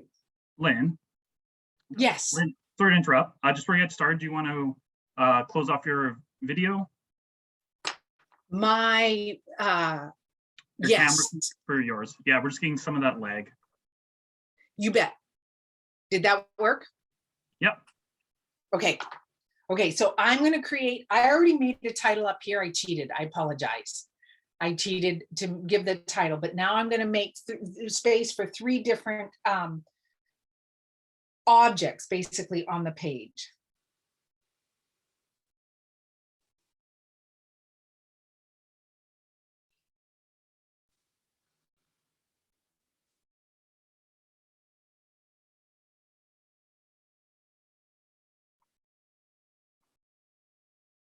There we go. Doesn't have to be fancy. I don't quite like that. Okay. And with your title, I just simply titled this "The Power of One" for the name of the overall youth summit. The other thing, as people are just finishing up deciding, because it can be challenging to put any kind of mark onto the page, but I want to remind you that Caitlin sent you the link for the little field guide to journaling that I've made available to all of you. And on pages 34 and 36, there's a whole, that's not the right page, 34 and 36. I talk about page design in more detail. So I'm not really talking about this. I'm just telling you what to do. This goes more into talking about some of the theory behind page design, about balance and contrast and all of that. Okay. Okay. Once you have your page design laid out, then the first thing that we're going to do is you're going to take the tools that you have. One of the things that I find with field journaling, with nature journaling, and this applies to all ages from 4 years old to, I think the oldest person I had in workshop in September was 84 years old, is that it's really easy to get frustrated with our tools, and mostly because we haven't given ourselves the chance to play with the tools that we have at our disposal. So I like to start this field journal first and foremost by saying, let's get acquainted with our tools. It sounds so simple, but it's that paying attention to that matters most. And so if I commit to field journaling as a way of paying attention to the world, then I need to also honor their attention that I paid to my journals. So rather than doing it on a scrap piece of paper, I make space for it on a page and actually put it as part of my overall page design and page spread. So what I'm going to do is I'm going to just take one of these squares that I made, and I'm going to ink it in, and I'm going to label it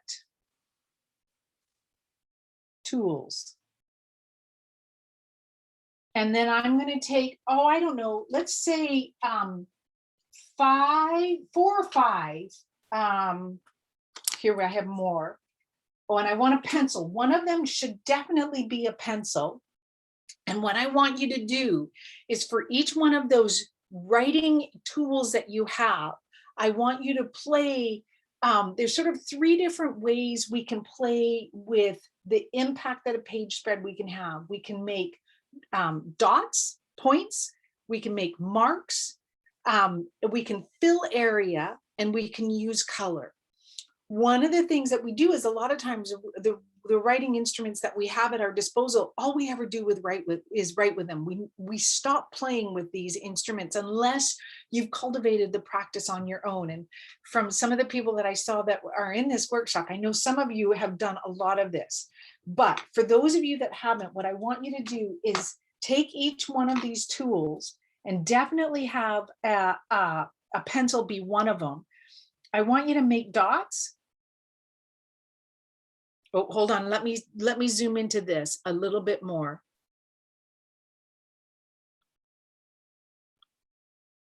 And I know I have to move, but that's okay. So this is going to be my graphite pencil. I want you to make lines. And then I want you to fill space the best that you can. And the trick with this is that that's fine. This is not focused. That's all fine. But then what I want you to do is go back and whatever device you have for putting water on the paper, it might just be a normal brush with a jar of water or a cup of water, or what I will be using is one of these, they're called water brushes, because the chamber holds water, and then when you press on them, and I always have a paper towel nearby, when you press on them, water actually comes out. It doesn't matter what you use. What matters is that you do this in a methodical way so you can record what happens when you get the graphite of pencil wet. And you compare that with what happens when you get the ink of the various pens that you have.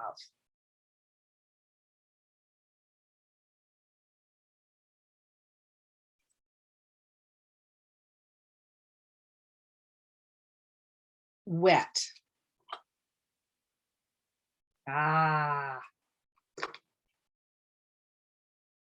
This last pen that I was using is a high-tech ballpoint, and it is known for the fact that its pigment, its ink, is not water fast.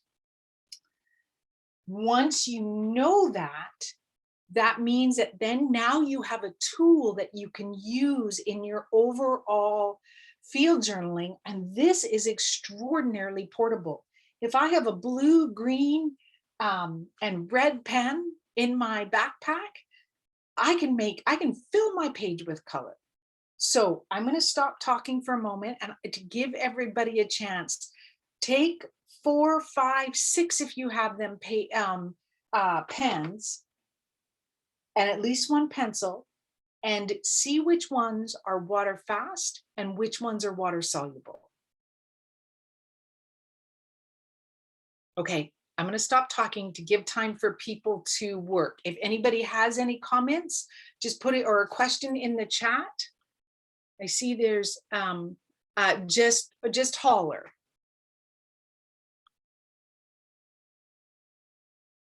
Yeah, and I see that Melanie shared the PDF journal guide, so there in the chat.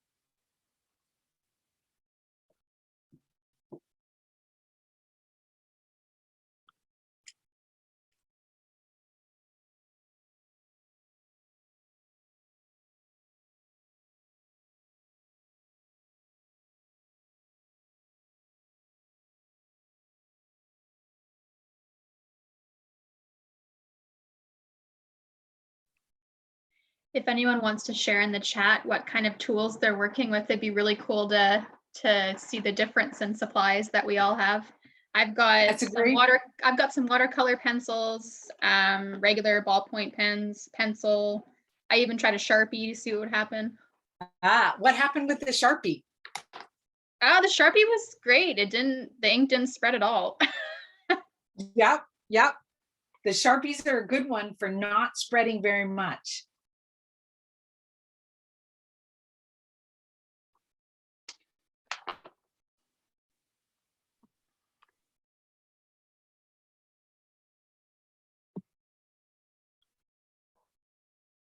The question, there's Megan. And Camilla asks, Lynn, would you recommend a mix of both water fast and water solubles? Or is it best to use one or the other for each space on the page? This is great. And Britt said, I use some tea to spread my ink. Teas are full of pigment. They're not necessarily going to be there for the long haul. 10 or 20 years from now, they might fade on your page. But it can really vary. So the question about whether to use water fast or water soluble, it really depends on what effect you want to have on the page. So one of the reasons I transitioned to here, to drawing sort of my little stylized symbols for conifers, is that if I'm hiking and I want to do a really fast landscape, I don't have time to draw every single branch or even every single stem. But if I can get a bunch of pigment on the page and then use a little watercolor brush to spread it around, it means that I have this really fast sketching tool with me in the field. However, if I'm doing a border that I don't want to smudge, then I want to use something that is water fast. And I do this every single workshop that I do.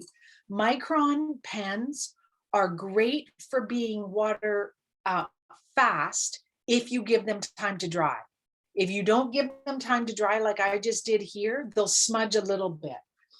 If you have the Sharpies, those are pretty good for being water fast. So it really depends. You'll see in the guide to field journaling, there's one exercise that I have that's called paint, then draw or write on the page that's number 24. And that is meant to, you can do it two ways. The way the title says is you put the colors on, let them dry, and then write over. It's really, I never use the water soluble pen for that, because often I've seen things start to smudge because I'm just too impatient. You can also flip that and you could write and then paint over that. So this is an exercise I often use when I'm just arrived somewhere and there's so much information coming at me. It's really hard for me to settle down. This gives me a way of attending to paying attention without getting bogged down into the details. So that is just a way that it gives us an idea about how you get the tools that you use really depend on what effect you want. Okay, Daniel, I'm glad you're enjoying. This is a way to spend your Saturday afternoon. Where I'm standing right now, I'm looking east down the South Thompson Valley, and it's really wonderful to have you guys all on the screen right now and getting a sense of the mountains in the distance. So this, you'll notice, and now I probably won't have a journal, almost every journal that I keep, the back page will almost always have some tool work. They're scattered throughout my journal, but anytime I get something new, the first thing I do is I want to play with it. So I've left some space here just for me, and what in the interest of time, yes, I want to move on, but I hope that you have left some space there, because whatever watercolors you have, I would encourage you, the exercise that I would do with this is fill this space with colors that you think that you would like to use, going from very light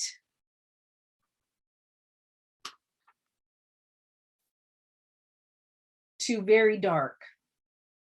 And then, of course, for those people that have taken watercolor courses or art courses, you know the other most fun thing you can do is start mixing colors. So often what will happen is I'll encourage beginning people in field journals to do something like this. So you can make little circles and try to get a dark version of a color on one side of that circle going to light on the other, or start layering on different colors. But I want to move on for a second right now, but I told you, I warned you, I was going to give you homework because it's just not enough time for an hour. Okay.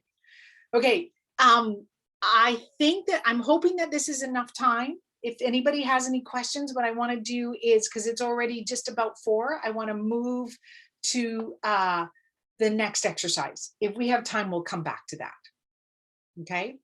Okay, the next exercise, and again, this is your page spread, so you get to decide where it's going to go. I'm going to put my full page spread back in the view. Close this.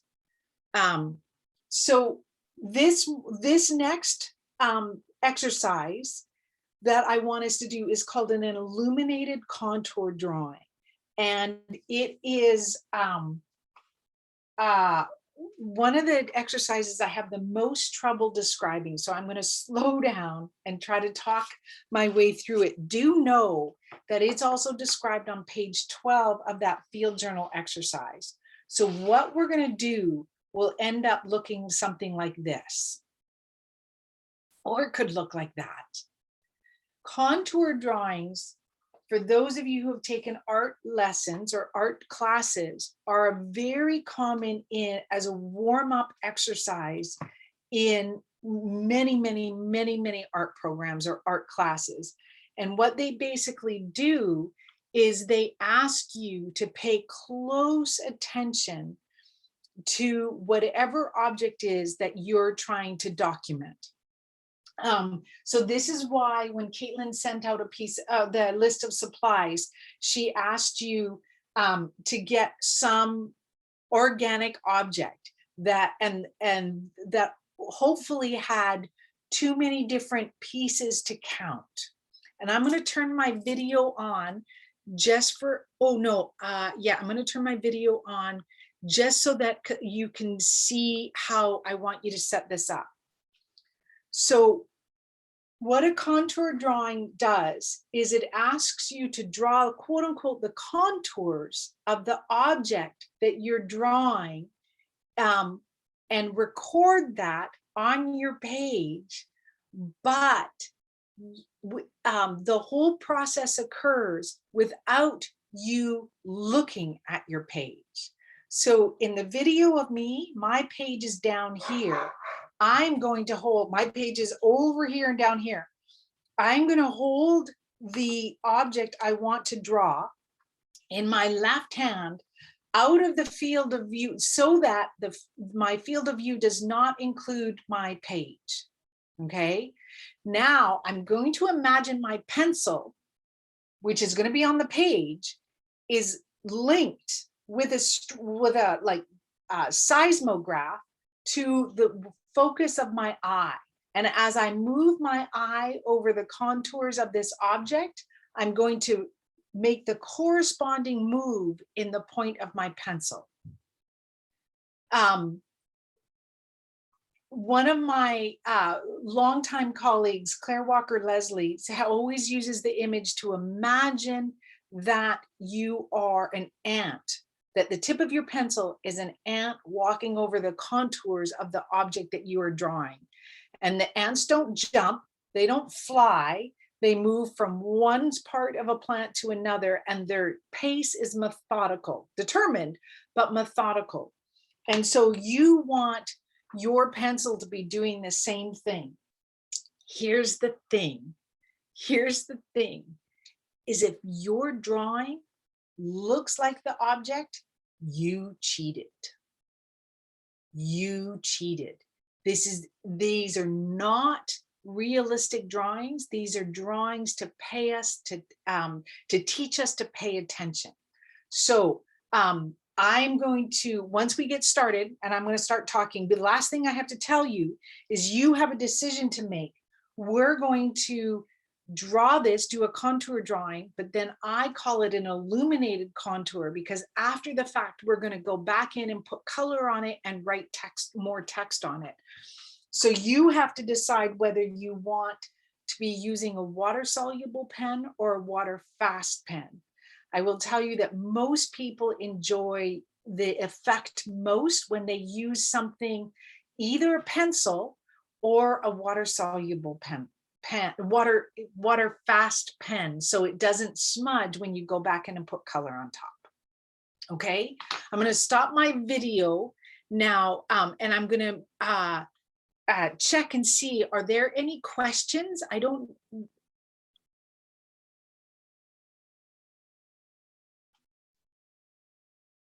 Any questions? I will go ahead and start. So you'll see my help. The trickiest for me doing this in the video is that I can't look at the video either.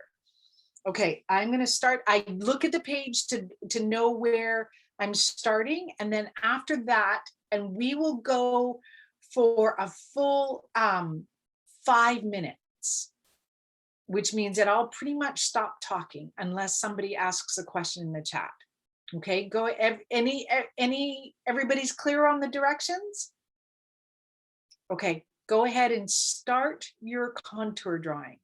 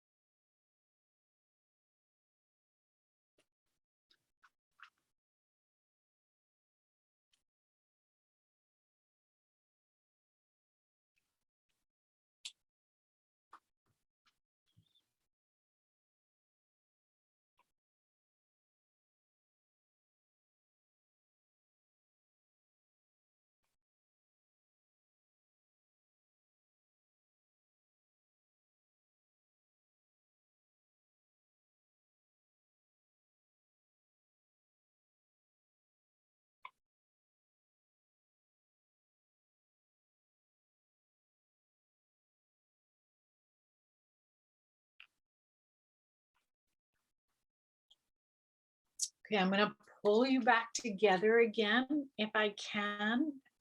This is mine. And what I was basically doing is drawing the very top part of this harebell campanula, this horticultural campanula that grows in my garden. And I've grown this plant for years, but I never noticed the way these old blossoms often form these funny little, almost like beaks at the bottom of where the old flowers were. And you can see as I'm drawing it, all of these seeds are falling out, which explains why it spreads so readily in my garden. Contour drawings, actually, I'd love if anybody wanted to take a few moments and put in the chat anything they noticed about the object that they were drawing. If you want to write what it was you were drawing, if you know the name of it, or if it's a weed or something, and was there anything you noticed that you hadn't noticed before?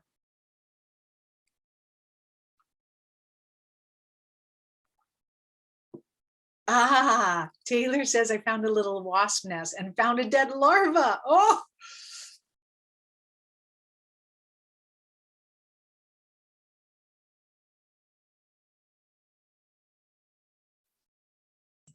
ah. Yes, I always say that field journaling, I love it the most when I'm outside, but field journaling is a way for us to be attentive to wherever we are, for us to be present wherever we are. So Melanie says it looks like the plant is wearing sleeves because of the way that the leaves are attached. Ah, very cool, very cool. So I noticed there was little aerial roots on the plant I was drawing that I didn't notice before. Oh, very cool. Very, very cool. So one of the things that I love about these contour drawings, yes, and often when we get close enough to draw something, we actually start smelling it, which is another whole part. Most of the times when I took art classes, you do a contour drawing and you throw them away, right? You do 5 or 6 and it would it's always a warm up, which is great, but then you throw it away. And if I really care about the power of my attention, I think these contour drawings are actually extraordinary and should be preserved. So what I like to do, and why I call them illuminated contour, is that's why I put them in my journal. I make a box around them or a circle, and then I write what it is I notice, or what that, there's a wonderful man named John Muir Laws, Jack Laws. And the other thing that I did, and I think it's the most recent, is in the same folder that the field journaling guide is in. I put a Word document with a bunch of field or nature journaling resources, and I think Jack Laws is on there. But he says one of the things that you can prompt yourselves to even be more attentive is when you're drawing something, is to ask yourself 3 questions, or give yourself 3 prompts. Is this reminds me of,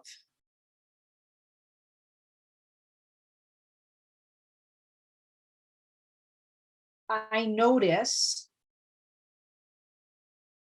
and I wonder. So what I do is, in order to stay with this a little bit more, and I'd like us to do that, is to take whatever color you have.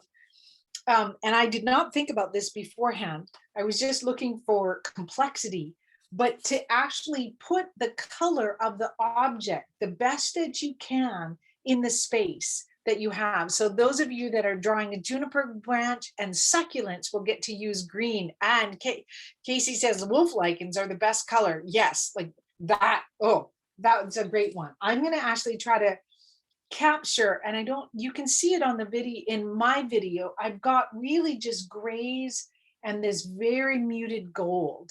I would like to try to demonstrate that difference, that the golds are in the leaf and the stem, and all the parts of the flower, the sepals and the petals, have faded to this much grayer part. But then there are these dark beak-like appendages that come from each one of the old flowers. So the transforming a blind contour, which is what this is called, into illuminated contour, I think is when we take the time to notice, to write a description, to respond to the prompts, and we actually take the time to color it in. So let's go ahead and do that.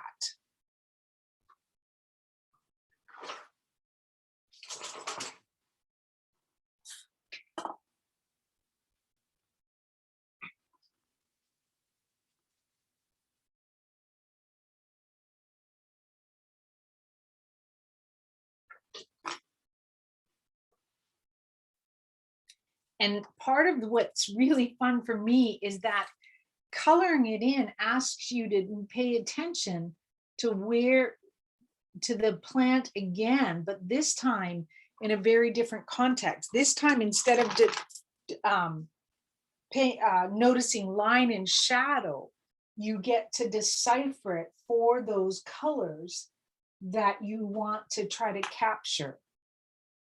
And in my drawing, I know that each time I went to a leaf, it was almost a release, because it was so much less complicated than the rest of the inflorescence. And likewise with the few stems I actually got to draw.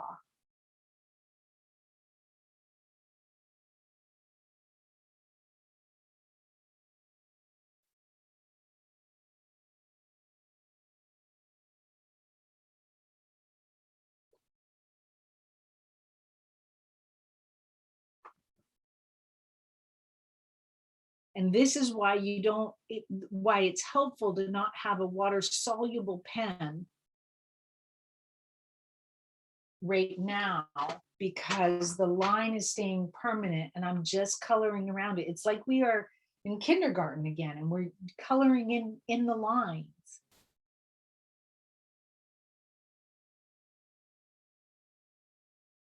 But I also don't want to forget in mine those really funny, dark, contorted beaks that are still protruding from where the flowers once were.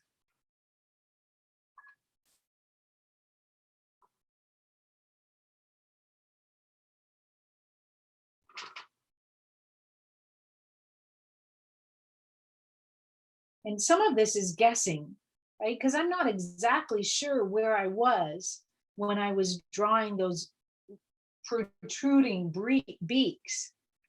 But part of that's also the joy, because there's no wrong way to draw this unless, like I said, it ends up looking like the object that you drew.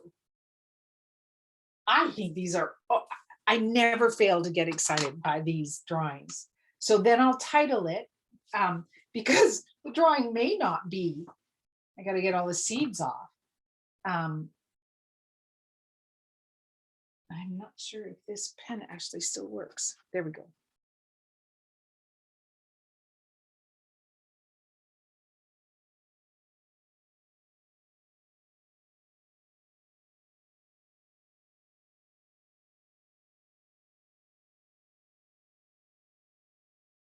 And I like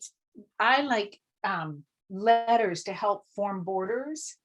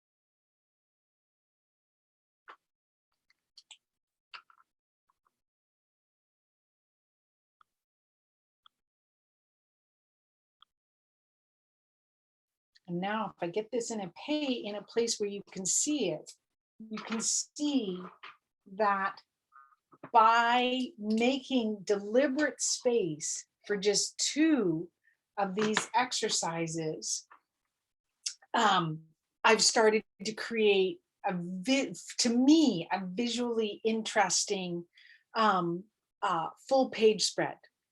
So it is 4:20 and this always goes so fast. So I started off this whole little workshop saying, oh, the moon is rising above the South Thompson from my view, and it's just spectacular. But to focus, I started off this workshop saying that field journals that combine text with images, they can be particularly resonant. And so the last exercise I want us to work through is a writing exercise that tries to, I use it because I have found it to be particularly powerful in destabilizing our understanding of the world as an inert, an inert place, like everything but humans are sort of static. I think that that's something, that's a worldview I grew up with, and I think that the more I can change that, the better life I lead. So this is a funny writing exercise that I learned from a book called Writing Down the Bones. And what this needs is a piece of scrap paper. You can either turn the page, or if you have just a piece of paper on the available to you. This example is on page 28 of the little field guide. And we're going to end up writing a paragraph about the place that you are right now. It doesn't matter if it's in your living room, if it's in your basement, because it's the only quiet place you could find in the house. It doesn't matter. What I want you to do is document your experience of the place where you are right now in a way that gives agency to the world. And by I mean agency, it means that other things besides humans can actually do things. So the wonderful exercise that I learned from this book, Writing Down the Bones, says, take a piece of paper, fold it in half, and look around you and write down 10 nouns. There's no, and if you can only find 5, that's fine. But write down as up to 10 nouns. Because whether we like it or not, the world is made of stuff.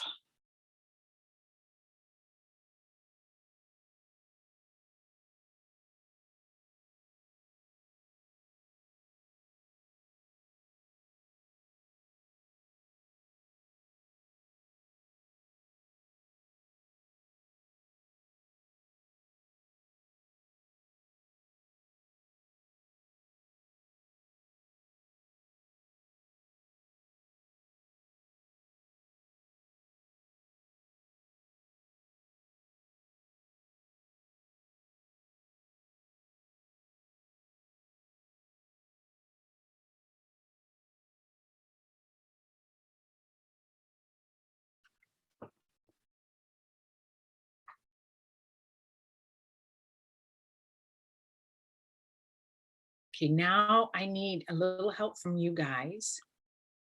When you get, when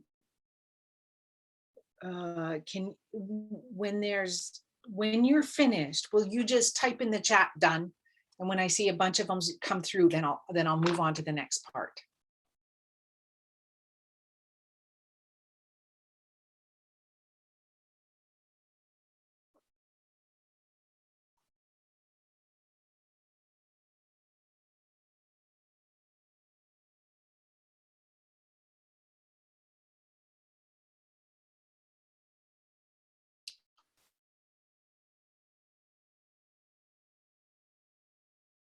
Okay, it looks like we've got a good thing. So now we open our page, our little piece of scrap paper, and you choose a profession. Actually, we don't open the page first. We keep it, we choose a profession. It could be teacher, it could be illustrator, it could be writer, it could be doctor, it could be plumber, it could be snow sweeper. And then what you want to do is you want to write up to 10 verbs that a person in that profession would do. So let me see, I'm trying to, oh, you know what? I'm going to choose one that I've never chosen before. Bartender. And what would that bartender do?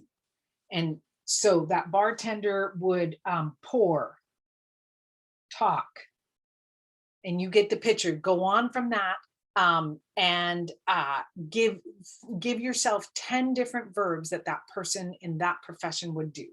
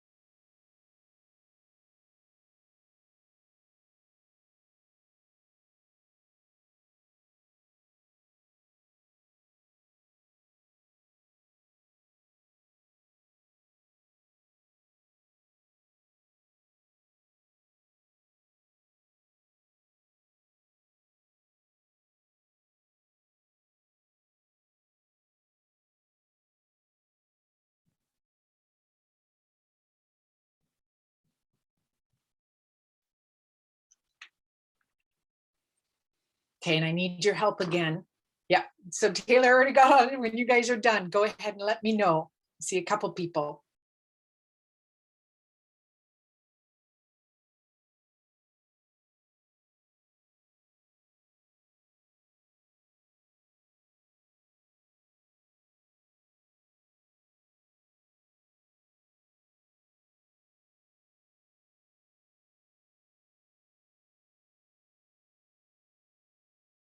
Depending on what profession you choose, it can be hard.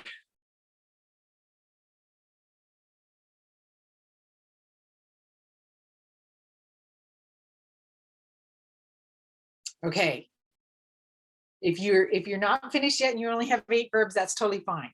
Because the point that we're going to do is we want to write a paragraph about where we are, but we want to use this sort of silly little exercise to give ourselves juxtaposition about thinking about the world in a different way.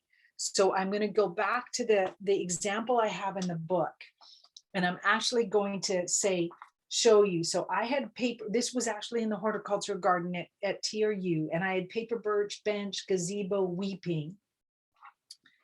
And it would be really easy, and there were a bunch of field journalers, it would have been really easy if I was writing that paragraph to just focus on humans as the ones that were actually doing things.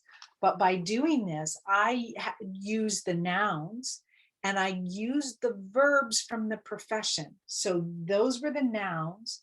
And then I had priest. So reciting, comforting, gathering, speaking, blessing, changing. And you take one noun and you can take it from the verb, that you join it with a verb from anywhere in your list. And you might have to change the tense, etc., but you take a noun and a verb and you make a sentence, and then you go on. So I had paper birch reciting the moments of the day in small gestures, while the witch hazel gathers the space with upward pointing leaves. The next thing I had was tulips. The purple tulips silence all thought of color. There's the only possible.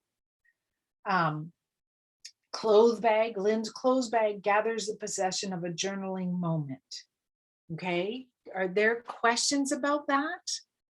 Does that make sense? Go ahead and spend 5 minutes, and this is the third exercise. So do it in the space that you have, or you might want to enlarge your circle. I'm probably going to enlarge mine a little bit and take one noun anywhere where you are, and combine it with a verb and finish the sentence, and then move on. Okay, Questions? No questions? We're good? Okay, go.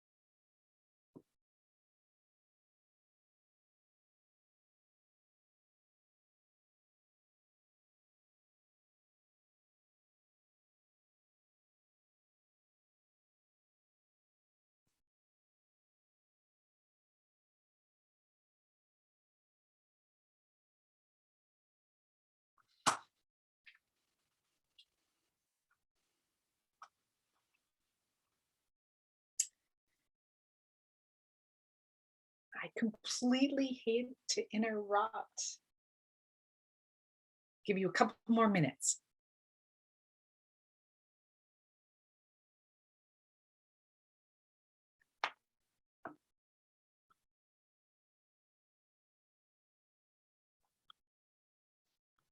And I just have a comment. It'd be really cool to make a collage of everyone's illustrations from today. So if participants I was just thinking about that. Do you think the Zoom would handle it if we all went on and into gallery display and we could take a screenshot? Because yeah, we could totally do that. Sharing.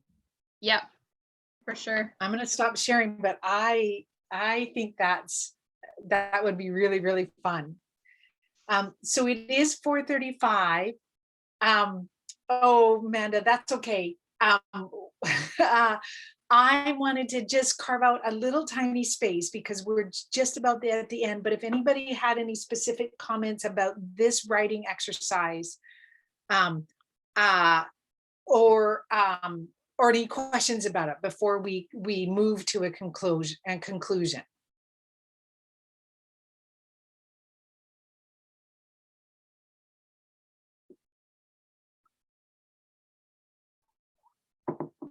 Because I did say I would give you a little bit of a homework. And the homework that you have is your page needs a title. And then if you have time or space, you can go back to the tools little box or the little circle you made. You can put the colors that you're learning to play with. I don't off the top of my head, there is another example. There's another, page 18 in the little field guide book has an exercise called color swatches. So you could use that down in there. So for homework, you have two things: title it, color swatches if you want. And then now Caitlin has invited us that if we want to put all of our field journals, once we get them done, into a collage, we can take a photo and send it to you. Yeah, that's correct. No, if Emma anyone's has interested. Taylor, do you want to ask a question? Yes. So Emma has a question about the name of the book that I referenced about biodiversity. Was that the reference that I made about Robert Michael Pyle about the extinction of experience? Yes. So, and actually, because I'm coming to you from the close confines of my home office, this is this lovely book. It is called The Thunder Tree: Lessons from an Urban Wildland. And the author is Robert Michael Pyle. And I can also, you know what, I'm going to make a note. I think I have that in PDF. I can upload that to the folder. Caitlin, when you shared that folder, did you share the whole folder or just the file? The link that you sent them to? I think it was, look, Britt has already got it out of there. I'm going to try to share the PDF into that folder. Okay. Yeah, Lynn, we're going to be sending out a follow-up email after the summit next week, so we can include that link again so everyone has access to it. Okay, that's great. Awesome. So that is all I have for you today. I wish we had another couple hours and we could keep going and flip the page and do more than one page spread, but I just want to thank you guys. I don't get to practice this often. I don't take the time to practice it unless somebody asks me to do this journaling workshop. So, oh yes, and Chrissy, I'd love to, if anybody wants to share some of their odd sentences, that is the one last final thing, as I have used this, I call this exercise odd couples because it's an odd juxtaposition of some things with other things. But inevitably, the way I actually do use this exercise, and inevitably there'll be one, maybe two sentences that I'm like, ooh, that's a keeper. I'm gonna, ooh, look at this, Daniel's got it. The river plays, the mountains flirt, the cottonwoods express its love for the floodplain. Leaves bedazzle and beavers laugh. The sunset entertains my imagination. That's good. See, the world is animate. It's living, it's out there. I love this exercise, can you tell?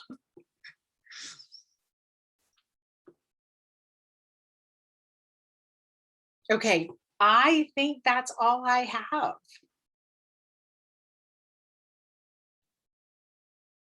Awesome.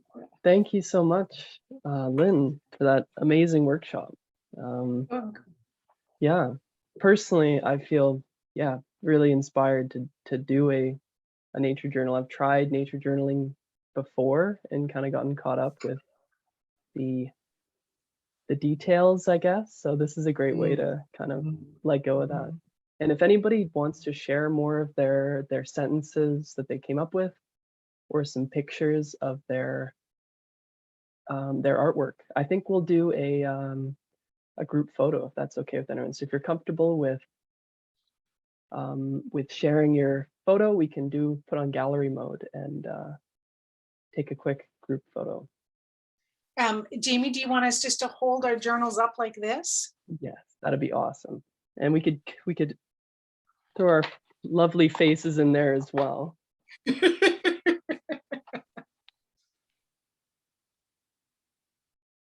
All right. Everybody say cheese or trees. Oh, that's awesome.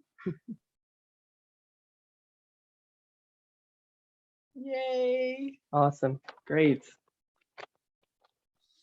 It's really nice for me also to get to see many of your faces. So. Yeah, once again, that was awesome. And we can open up the floor for some questions or comments. Taylor, I remember you did have your hand up earlier there. Do you have something you want to share? Yeah, actually, because I've done journaling for a bit now, but this is like really cool and interesting and brand new to me. And I'm wondering, like, have you you yourself, Lynn, ever made some like very interesting discoveries from doing this style of journaling itself? Yes, there's a couple of things that I'll take that question at two different levels.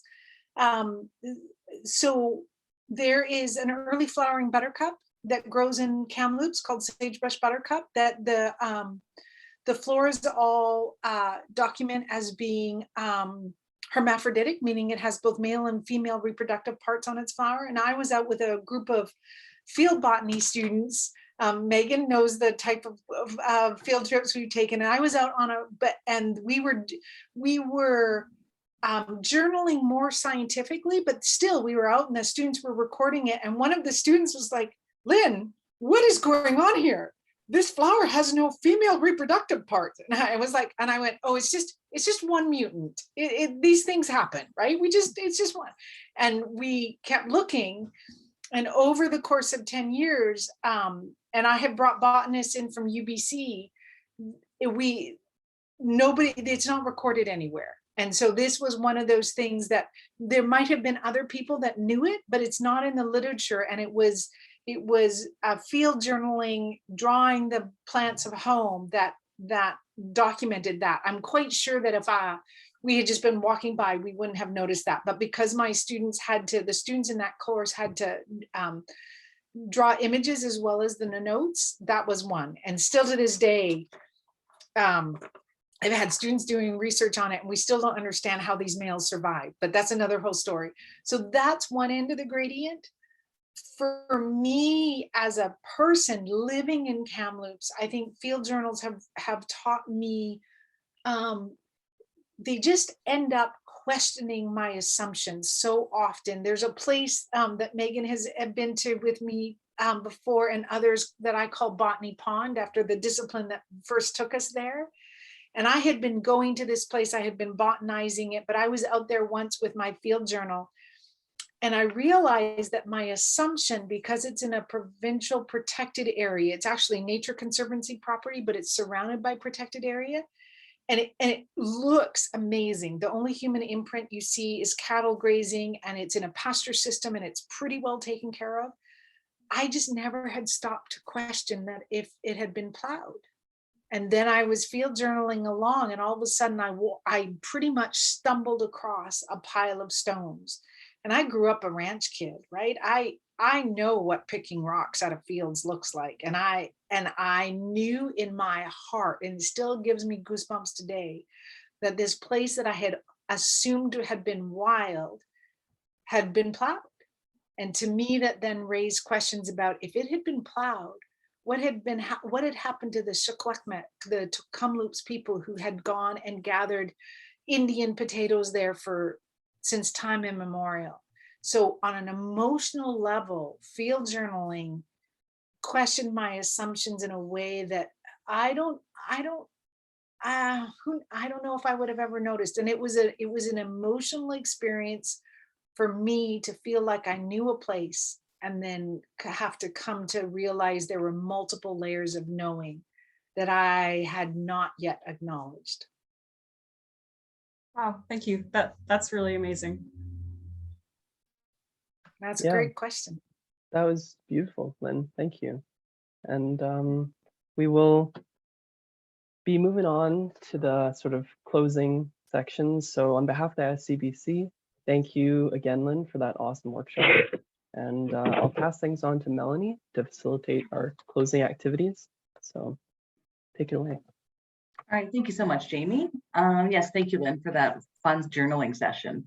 So we'd now like to show you all a short video to further celebrate the amazing work of our volunteers.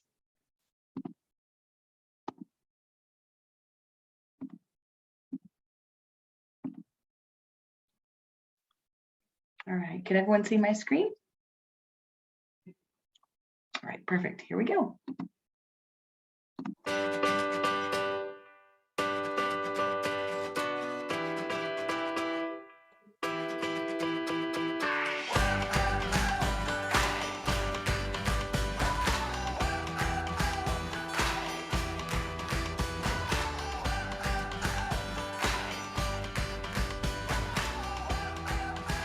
Hi, I'm Kendall, and I'm a volunteer with the Invasive Species Council of BC, and I'm committed to protecting our biodiversity by tackling invasive species. We can all make a difference in our community, connect with people across the province, learn new skills, and make a positive impact in your community. It is a great way to educate oneself around the greenery around you. I feel like there's more that needs to be done. I feel like we need more youth involved, more volunteers. It's good for the environment, it's peaceful, it's good for your mental health, it's good for your resume. Like, what else are you gonna do? I realized that this wasn't a problem unique to my little creek. This was everywhere I went. This was something that I had to take action against. That's why I joined the council. A lot of times I just feel like I'm not doing anything. It's something productive to do that gives back and helps the community. Are you new to the world of invasive species? Check out our website where you can learn more about invasive species or apply for a volunteer position.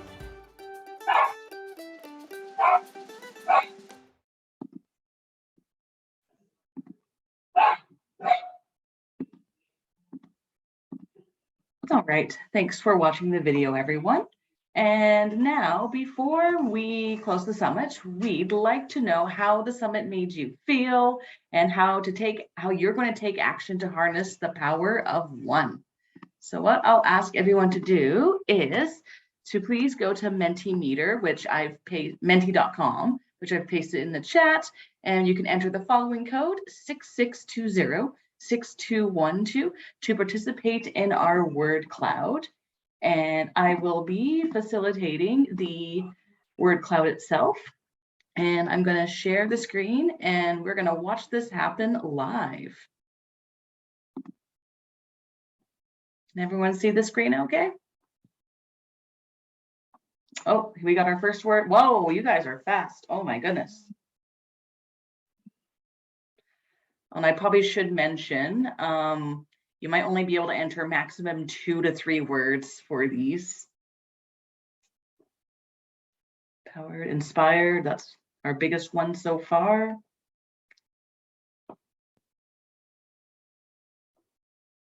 Connected, absolutely. Reinvigorated, I like it. Me too. Psyched, yes, absolutely.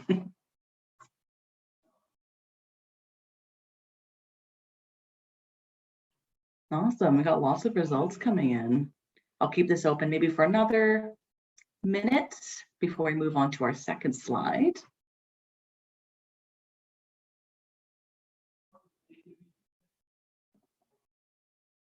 Creative, yes, especially after that last workshop. I'm feeling pretty creative too.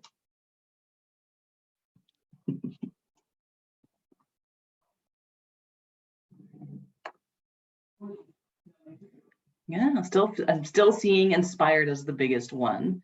That was the first thing that came to my mind as well, for sure.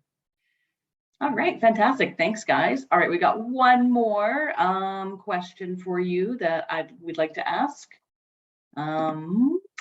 So our second question, how will you take action to harness the power of one? So again, this one might be a little bit tricky because it might only let you put in about 2 to 3 words maximum. So try to keep it short if possible.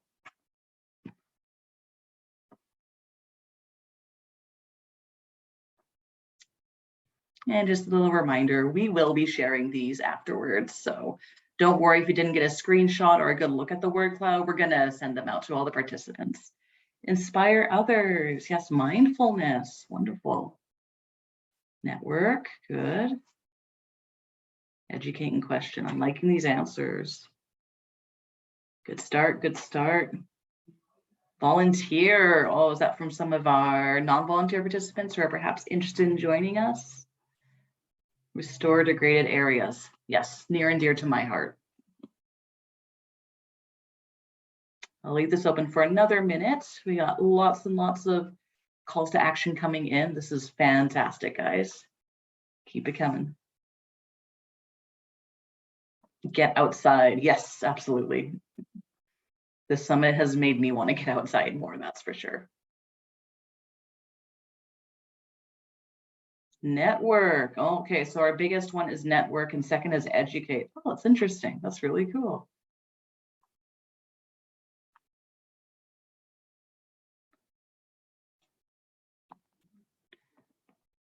Spread awareness. Yes, super important. All right, get those in. I'm going to close it in just a few seconds. Be humble. Yeah, these are all wonderful. Thank you so much for submitting these, guys. All right, so I'm going to stop the screen share for now, but once again, we will be sharing this by email. All right, so that is it from me. I will pass on the mic to Caitlin to close up our youth summits. Thanks, Melanie. This was an amazing afternoon for me. I hope it was for everyone else. Me personally, I learned a lot, and I'm really definitely feeling inspired to get out and nature journal and make a difference. So we really hope that you all enjoyed the ISCBC Provincial Youth Summit and that you leave us this afternoon feeling inspired and ready to make a difference in your community. If you are not already a volunteer with us, we definitely invite you to join our volunteer program. So please visit bcinvasives.ca/volunteer for more information, and then we'll be happy to connect with you. We would also like to invite you to Invasives 2022, ISCBC's virtual forum and AGM, taking place on February 15th to 17th. You can also visit our website to learn more. And just to heads up for ISCBC volunteers, if you'd like to attend, it is free. So just connect with us and we'll get you registered to attend that event. A big thank you to all of our attendees. We're glad that you could be here to join us. A special thank you to JJ Holmes and Dave Bennett for their warm welcome at the beginning of the summit. And a big thank you to Simon Jackson, Katie and Claire from Friendly Composting, and Dr. Lynn Baldwin for their outstanding presentations. A huge, giant, or enormous thank you to all of our dedicated volunteers for their service. And one more thanks for everyone who joined us this afternoon. We would also like to acknowledge that the ISCBC Youth Volunteer Project is funded by the Government of Canada under the Canada Service Corps program. On behalf of the Invasive Species Council of BC, thanks again, everyone, and have a great weekend.